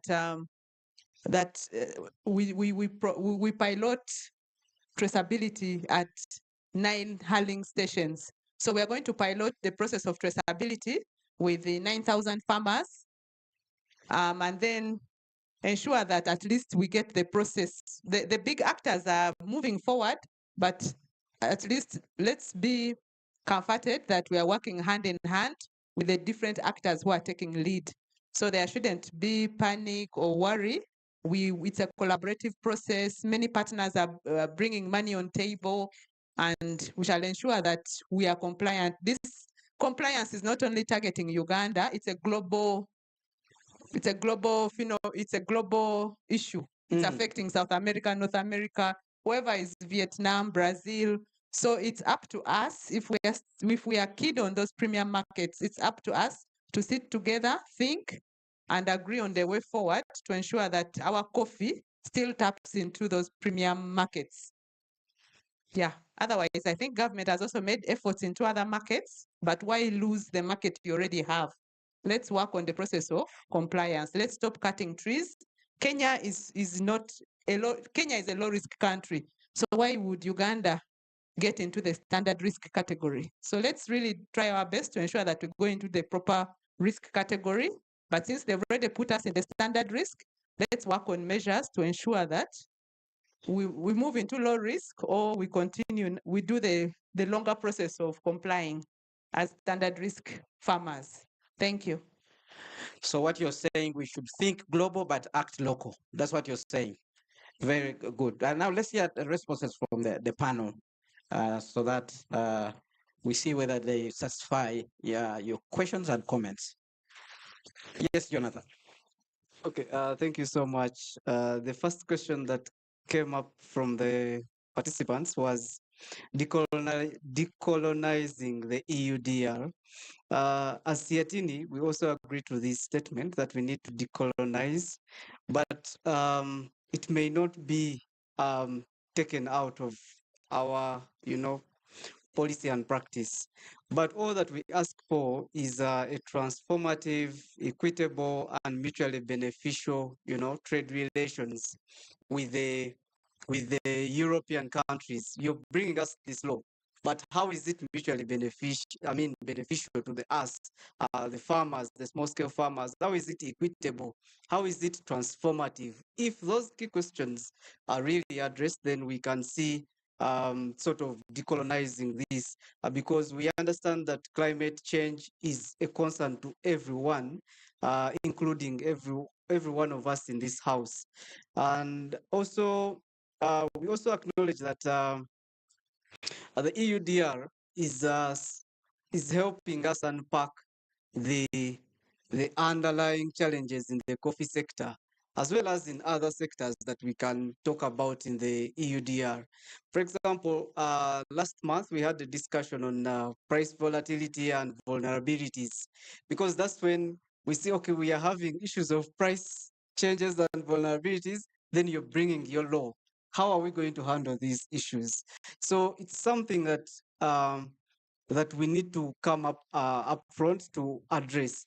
And we also seeing if we are going to decolonize the EUDR, we have to be alive to the rhetorics. We are going into the implementation is going to start after December 2025. The election time is going to be in that moment. How is the talk going to be on the EUDR? What is the political response mechanism that we are going to face? I think that's it's upon us, and also the actors, the ministry, to draw clarity. And even when there is politicization, there is information and response that is really neutral to the circumstances. And then the question on the legality and also issues of land, I would also re-echo the same, that the EUDR has helped us to unpack our challenges and the issues. When we had a discussion with the Ministry of Land, there is this statement that is usually said that whatever is on land is part of land. And he said that if the land is not really, if the land question is not addressed in the communities, then what is on that land may be a challenge, either harvested or what. It is unpacking us. It is helping us to understand the realities on the ground. Recently, we also understand that the palm oil pool is coming from Kalangala, now expanding to Buvuma, to Masaka. And there are questions on land grab. To what extent are we going to address issues of land grab? I think we have had that. And on that same day that we were in the Ministry of Lands, the commissioner said we have a complaint that was filed by farmers from Buvuma and Masaka on expansion of land. There is a lot of silenced land grabbing. There is a big question on the land question. And also when you look at this, we cannot take out the question on land, because even the regulation speaks to land use.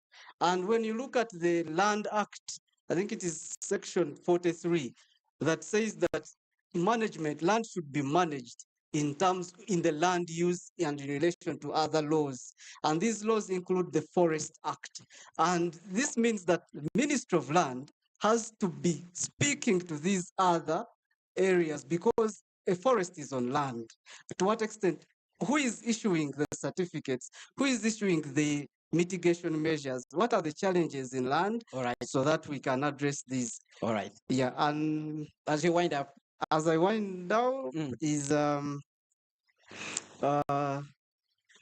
issue of interacting with the politics and also the political players, the policymakers, the MPs. Yeah, the MPs.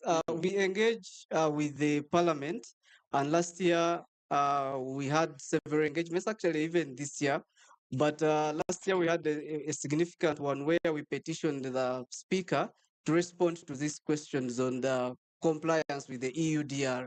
And we had positive feedback, caused debate, and also interaction between different ministries. But that question is also really alive to the realities that if you have leaders in communities, how are leaders involving in this? Not only, actually, that also goes back to what Madam Jane highlighted, that we need to go back to the sub-counties, communities, stage these discussions, and call upon the political heads to respond to these questions. All right, thank you so much. If you can hand over the microphone to Irene, let's hear your response. Thank you so much. Thank you, Doctor, for the questions.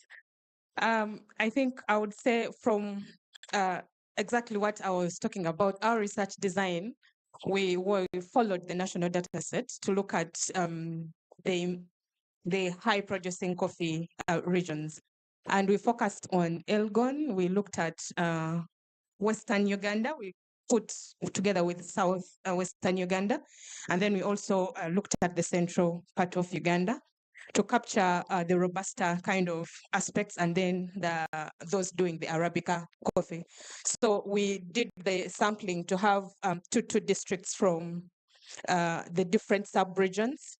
So perhaps Dr. That can speak to how we did our engagement with the smallholder farmers. And then when it comes to the community engagement plan, I think it was Mr. Rubanga who talked about it. We actually, what we do, we go to the districts, and then help us get to the sub-counties, and then it's the sub-counties that help us trickle down to these coffee producing kind of areas, the villages themselves. So we get the sample of coffee farmers from those, with the aid of those kind of, and yes, again, it comes to the fact that practically, I think it is the technical people at the sub-county at the end of the day who do the mobilization with the LC1 chairperson. So you realize that, yes, we do not have a lot of maybe sub-county, let me say LC2 or district kind of political structure kind of participation, but I think it again comes to how coffee is. Coffee, with what is happening right now, we do not have the regulations, and farmers already have those kind of emotions about what is happening. It is really hard for one to come without regulations as a political person to speak up something. So I would think if we could look or focus the stakeholders, I know it is ongoing, have the regulations in place, then I'm very sure that the political kind of leadership as well will help to, will be attracted strong enough to really participate with some kind of kind of regulations that guide them, emphasize what they are saying in streamlining the coffee value chain. Then the other thing is the coordination structure that we have.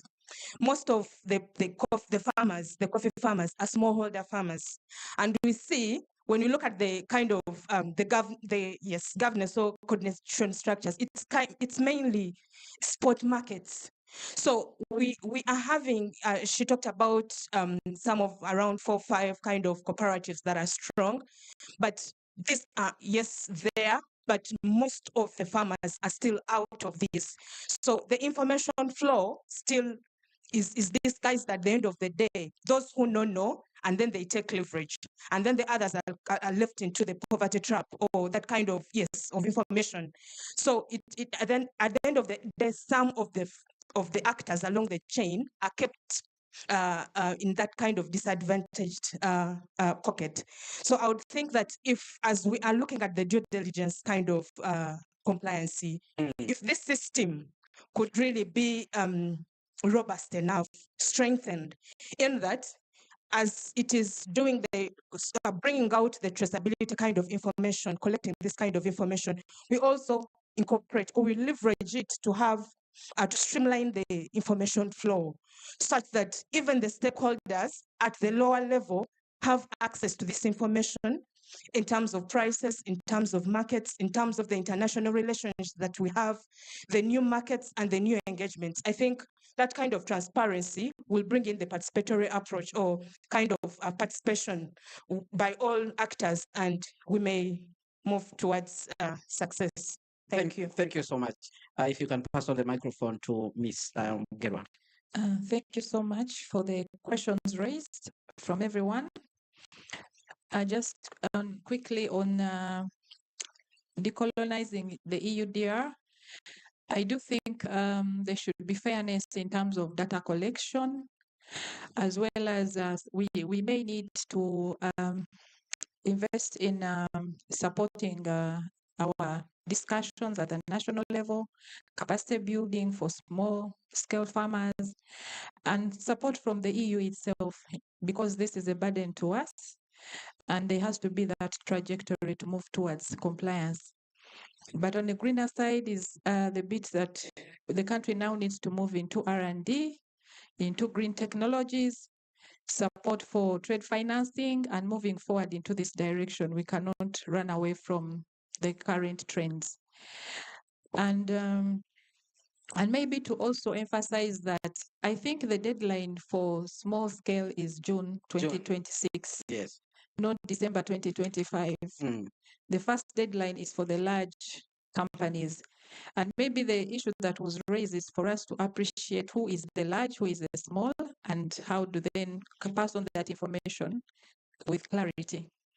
Then on the second question, maybe appreciation on also the legal aspects. I think there's need for us to also demystify, understand what the EUDR is all about. I think for me that is a take on how far it goes and what would be the requirements needs to be more appreciated moving forward. I want to be optimistic that the commissioner, we are moving into the right direction. He gave us October. And I hope that also covers on the legal aspects regarding the regulations. Or we are not sure about the bit of the regulations, but I think moving forward, we should also target ourselves to meet the legal aspects as we move forward to the deadline. lessons from Kenya. As she said, Kenya is in the low category, but we can still learn from them, being that they are also coffee producers and exporters. But since we are leading now in Africa, and we were told by the commissioner we've been leading for many years. Much as we are not the leading in production, we are leading as exporters. And I think that comes back to the issue that somebody says, can we improve on our marketing as a country? How do we market our coffee? How do we even put it out there that we have been there for over the years? So for me, it is a win-win situation moving forward. And as ESC, when it comes to the EU, much as we are in the Common Market and Customs Union, we still take on decisions independently because there are some complications. We have actually enlarged, now we are like 8 or 7 or 8. 8? Yes. And different levels of development. So ideally, we engage the EU, and we have we are now discussing. We have now under discussions with on the EPAs, economic partnership agreements with the EU, to see how we can harness moving forward. On substandard products on the market, I really feel the pain that we need to take up this on board. My brother from UNBS is here. I wish he had a mic. There were 2 issues raised regarding issues of standards, and he has the latest on what they are doing, even in the issue of supermarkets. I hope, Chair, we'll give him an opportunity. You give him to address that issue on the supermarkets and substandard products. And on the cooperative bank, the good news is that we are in the advanced stages of finalizing the cabinet paper. It has been discussed at the senior management level and the top management level. What Uganda Cooperative Alliance now is doing is to get input from the cooperators. There has to be the buy-in from the cooperators themselves, and it's a requirement from Cabinet Secretariat that you needed to consult widely. And if I can give you information, I was part of a meeting of the cooperators, and indeed they cleared. They actually want the bank to be, restarted as soon as possible. They had a meeting about a month ago. Yeah. So hopefully, let's keep our fingers crossed that Cabinet can endorse, and we shall have a cooperative bank in Uganda. Lastly, on CSO's engagement with MTIC, I think we've moved this journey with Siatini for over 25 years. I don't know whether somebody from Siatini is here. This is our journey for over 25 years with Ministry of Trade. It is something that we enjoy. I'm happy to be here and spend all this time because we've had a cordial relationship with Siatini. I will not say what they have done for us. I don't want to embarrass my government, but I think we are more than brothers and sisters in this journey. And we will not. Thank you so much. Will not also allow you to say what you have done for them. So we will wait to see the fruits that actually come from that brotherhood or sisterhood relation that you described. Let's hear from the farmer.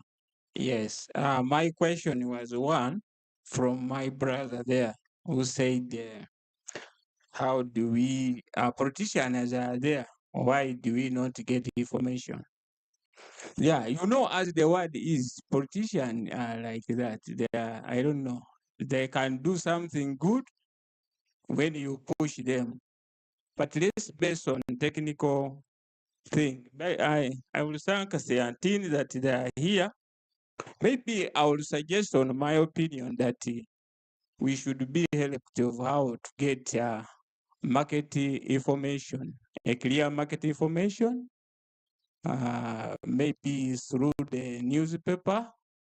If Seantini can help us, that they put in a paper, like where we can get information concerning coffee and mainly on coffee. Then also, maybe they have a brochure where we can get information, like someone suggested, translated in a local language so that our people can get information, maybe on radios. But the politician, don't quote me, they are just like chameleon. They change anytime, so we cannot rely on them. Let's find our way of helping ourselves because they are also in their own world, but they are our boss, we help them. So let's find a way that Siatin is here. He can help us to develop something where we can get access to information concerning coffee markets. Thank you. Thank you so much, Patrick. But I want to disagree with you. The politicians are not the boss. You are actually the one who makes them the boss. The politicians are supposed to be your servant. And good enough, it is that season where they are going to come to you to beg for votes. So can you make the coffee issue a political issue so that they can be able to meet your demands as opposed to them telling you what to do? So organize the farmers where you are and tell the politicians, if you're not doing this about the coffee subsector, forget our votes. That's the power that you have in this particular season. I think that's for only that time, but when they finish, they fly away. All right. That's why I was relying on our technical people to help us. Thank you very much. All right. I'm going to allow two people to actually make comments, and I want to allow the lady from Abi. There's something very important that she wants to talk about, but also there's somebody from UNBS who is in the audience who is supposed to give us some information about standards. And then I'll also invite Mr. Herbert Kafero from Siatini, Uganda to actually come and give us the closing remarks. But let's hear from the lady from Abi first. Yes, thank you so much, sir, for moderator, for giving me this opportunity. In the beginning, I kept a low profile. I wanted to get the understanding of Eudr amongst all the different actors. And I'd like to thank Siatini for this platform. Specifically, I would like to tell you about ABI. ABI was established in 2010 by Government of Denmark and Government of Uganda. And we work on agriculture, on market competitiveness. Specifically on this EUDR. EUDR is a regulation for the EU, whereby if you want to export to the EU, you must be compliant to their requirements. But the process of ensuring compliance for Uganda has largely been funded by the government of Denmark and the EU. So I had the comment from the lady from Ministry of Trade, the Assistant Commissioner. She indicated that EU should support the process. EU should support the process, and I'd like to bring it to you. All the fund that you see out by ABI is from Government of Denmark with support from EU and also support from the Ministry of Agriculture and other development partners we are in discussion with. ITC also supports the process, International Trade Center. They are not part, their money comes from Switzerland. Switzerland is not part of EU. Switzerland and UK, they are not part of EU. However, ITC still ensures that they support the regulation. So let's rest assured that there's also support from EU. Much as they brought the regulation, they are also supporting us through the process of compliance. Thank you. Thank you so much. If you can pass on the microphone to the person from UNBS, I don't know if they're still in the room. Kindly, issues to do with the standards that emerge from the audience, including goods that are on the shelves of our supermarkets. Okay, thank you very much. First of all, as regards the EU DRR4, there are things I've been taking note because from compliance level, there are issues related to standards and certification. The other side, we have the EU DRR, then this side, we have Uganda. What can we do to bridge that gap? So this is a discussion we are going to take on with our counterparts in the ministry, that is trade and then MIF. There are issues of traceability, certification, standards.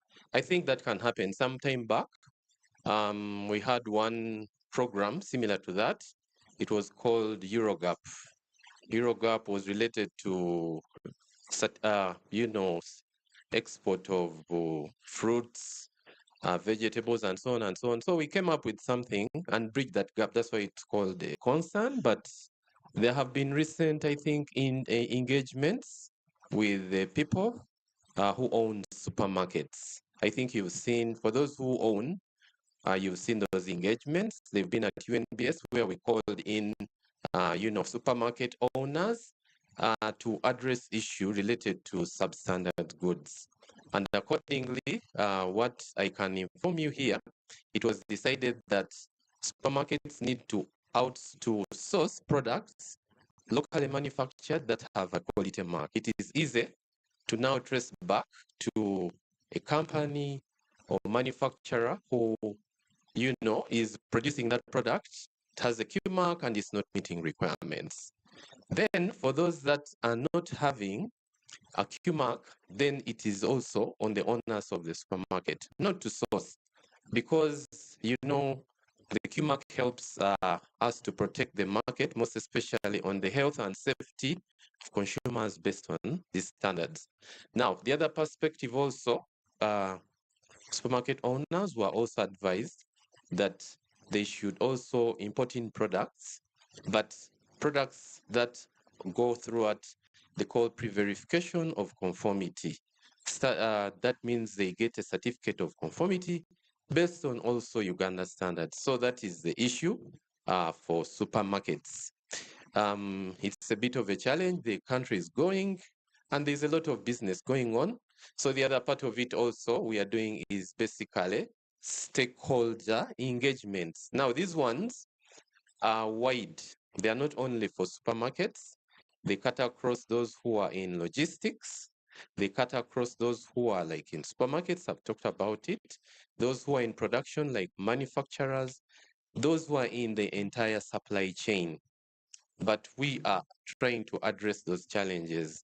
People are producing, but sometimes you will agree with me, even if we enforce standards, sometimes you do not know the requirements. So if I come and just crack down on you and take your products, I think it can also cause a problem. So we have started from that, first of all, to create awareness on requirements of standards by sector so that you can understand them. What does it mean if you have a small entity you're producing like peanuts or bread and you need good hygiene practices or good manufacturing practices? So that is it. And then when we now roll out a program to crack down on those who have substandard goods, then at least there is some level of understanding and compliance starting from the owner of the product. So we are taking those initiatives. There were other things that curtailed us, but I think we have moved away from that. We have got a very big support from government, most especially our ministry, but also private sector in terms of budget, so that we can support certification. We have also reduced costs for certifying of products. They used to be around 1.5. I think they're around 500. So I think you can always work around. We can work together so that we have a level playing ground, most especially to have products that meet requirements of standards. Thank you very much. That's what I can say for now. All right, thank you so much. And those that need more information, they should be able to reach you so that they can be well equipped. Yeah, and just to advise, when you look at UNBS, when you go to our website, www.unbs.go.ug, there are toll-free lines where you can complain. These lines are very open. There are many colleagues inside there who are very, very ready to listen to any information that you have, because that's information that can help guide and support so that we reduce on these challenges we have in regard to products that are either product or counterfeit. Thank you very much. Thank you so much. At this point, I want to retire the panel. I'm going to ask them to stand up. We indeed thank you for your deep knowledge on the issue and the information that you have provided not only to the people who are in this room, but the audience who are also following us online. Thank you very much. If you can take your seats. And at this point, I want also to invite Mr. Herbert Kafero from Siatini, Uganda, to step forward. and give us the closing remarks. I must say you've been a very good audience, and I've enjoyed actually moderating this session. Looking forward to other engagements in the near future as we continue discussing the issues to do with coffee sector in Uganda. Like I earlier said at the beginning, coffee is our gold. If you want to know the importance of coffee, you need to listen to several people who we speak to, especially on radio, who tell you, I went to school because of coffee. I managed to get this because of coffee. So it's a very important, crop in our economy. And the more we support the farmers and other people who are in the value chain, especially on the issue of value addition, the better for this country. Over to you, Mr. Herbert. Thank you so much, the moderator, Mr. Lukwago Anderson, for doing a good job. I think he deserves a round of applause. And I would like to start by thanking you all. Allow me to single out the institutions and also a few stakeholders, but all of you are valued. Siatini values engagement with different stakeholders because we believe the issues we work on, trade, tax, and investment-related policy issues, require us to engage a multiplicity of stakeholder constituents. So we truly appreciate. I would like to appreciate the Ministry of Agriculture, Animal Industry, and Fisheries for honoring our invitation, but also I think we are working closely on issues of mutual interest, and this is not the first time. And Siatini truly appreciates that together we can do so much, and we can address the plight of smallholder farmers. We can be able to enhance our capacity to address issues of sanitary and phytosanitary standards, and also other policy-related issues. So we truly appreciate. Please pass on our thanks to the Commissioner, Dr. Gerard Chalo, and all the rest of the team at Ministry of Agriculture. We also truly appreciate Ministry of Trade for walking this journey with us, because Siatini, really our niche is trade policy advocacy. And so our line ministry is Ministry of Trade. Although when we talk about trade and trade-related issues, some issues like, for example, intellectual property rights, competition, industrial policy, all those are trade-related. But also, since we work on tax, we work closely with URA, Ministry of Finance, and all the other agencies under the Ministry of Finance. And issues around investment, we still work closely with finance, with UIA, Uganda Investment Authority, and all the rest of the other stakeholders that work on those issues. Our stakeholder constituencies are broad, both bringing together state and non-state actors at all levels. And at all levels, I mean from the household level to the national level, regional level, that's the East African community, continental level, and the global level. In fact, Siatini was founded at the global level. But over time, we realized the need to link global policy issues to rural livelihoods. And thus, we've deepened our engagement and work both at the subnational level, national level, regional level, and continental level. And we pride ourselves in the journey we are taking of becoming a center of excellence on trade, fiscal, and investment policy-related research. And I would like to also thank the honorable members we have here who are the farmers. Thank you so much. There cannot be a good conversation about agriculture and farming without farmers. At Siatini, we don't believe in participating stakeholders. We create platforms for them to effectively participate and amplify their voices. And I think that's what we just heard from the panel we had here, because we had a representative of farmers, and that was really letting farmers speak truth to power and duty bearers, and I think they did that. And given that this was both a physical and online engagement, the policymakers I know have been following, because there are those that might not have the time to make it here, but with the online engagement, they listen in and they're able to pick one or two issues. But also to assure you that we will document all this and share a report of proceedings with the relevant stakeholders. And I would also like to underscore a few things, listening in and appreciating the great debate and engagement we've had here, I think addressing climate change is really a global good, and there's no shortcut around it. We have to address climate change because we are bearing the brunt of the climate crisis. However, when we talk about the emerging EU directives and policies, what we really need to also focus on is the pressure to comply and also to recognize that these are unilateral measures. And the other issue is around the compliance burden, that we need technical resources, we need financial resources and informational resources, because we need information to clarify on a few things. We've been talking about the standard risk category that attracts full due diligence compliance, but also we look at our neighbors who are under the low risk. So we need to appreciate what is it that we need to do, but you cannot appreciate if you don't have the information. So the EU should also continue furnishing us with the information, especially with the dynamics, because there is the omnibus that has been talked about. But also a number of stakeholders have petitioned that either implementation is deferred or simplified further. And when we look at, for example, the deadlines, the 30th, the December 2025 deadline is for large and medium-sized enterprises, but the small sized enterprises are for next year, June next year. So I think there are dynamics that we collectively need to appreciate.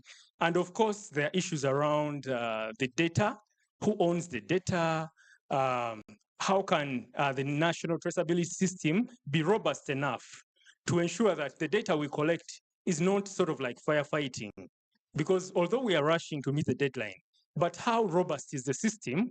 How are we looking at all the products under the EUDR? Because it's not only coffee, there is cocoa, there is soy, there is beef. I mean, quite a number of products, around 7 products. So how are we ensuring that our preparedness is comprehensive beyond what we are doing? But also as Siatini, we have been advocating for transformative, mutually beneficial and equitable EU-Africa trade relations. We've participated in a number of engagements of EU has been undertaking the EU in the listening mode. And we've been contributing papers, statements. However, I think our relationship with the EU, it's worth recognizing that it dates back to the Lomé Convention. However, it's been more of, should I say, not mutually beneficial, because we're exporting raw products, limited value addition, and the EUDR is a consumer-centric regulation policy. So there are dynamics that we need to appreciate. How can we go above the value chain to add value? But also, how can we ensure that the smallholder farmers have a living income, recognizing that we don't have a minimum price for agricultural products? So there is a lot that I can say, and I can go on and on.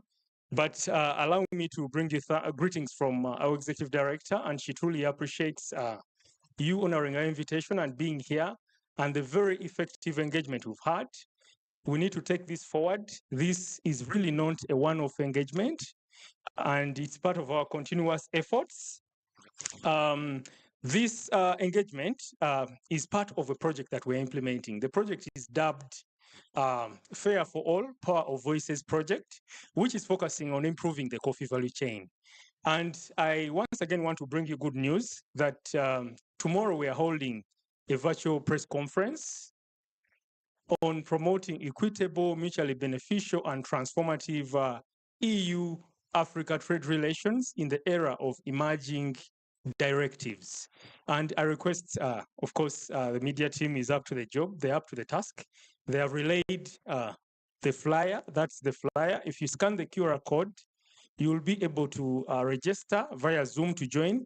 So let's keep engaging both online and physically, and we will reach out to you for any further information.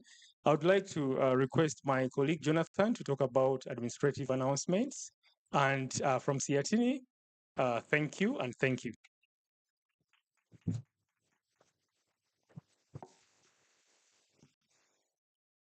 Over to the moderator.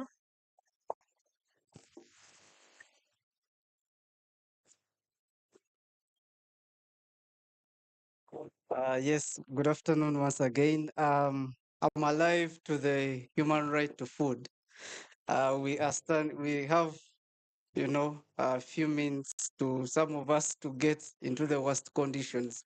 But about the logistics, we are going to have lunch. Coupons are going to be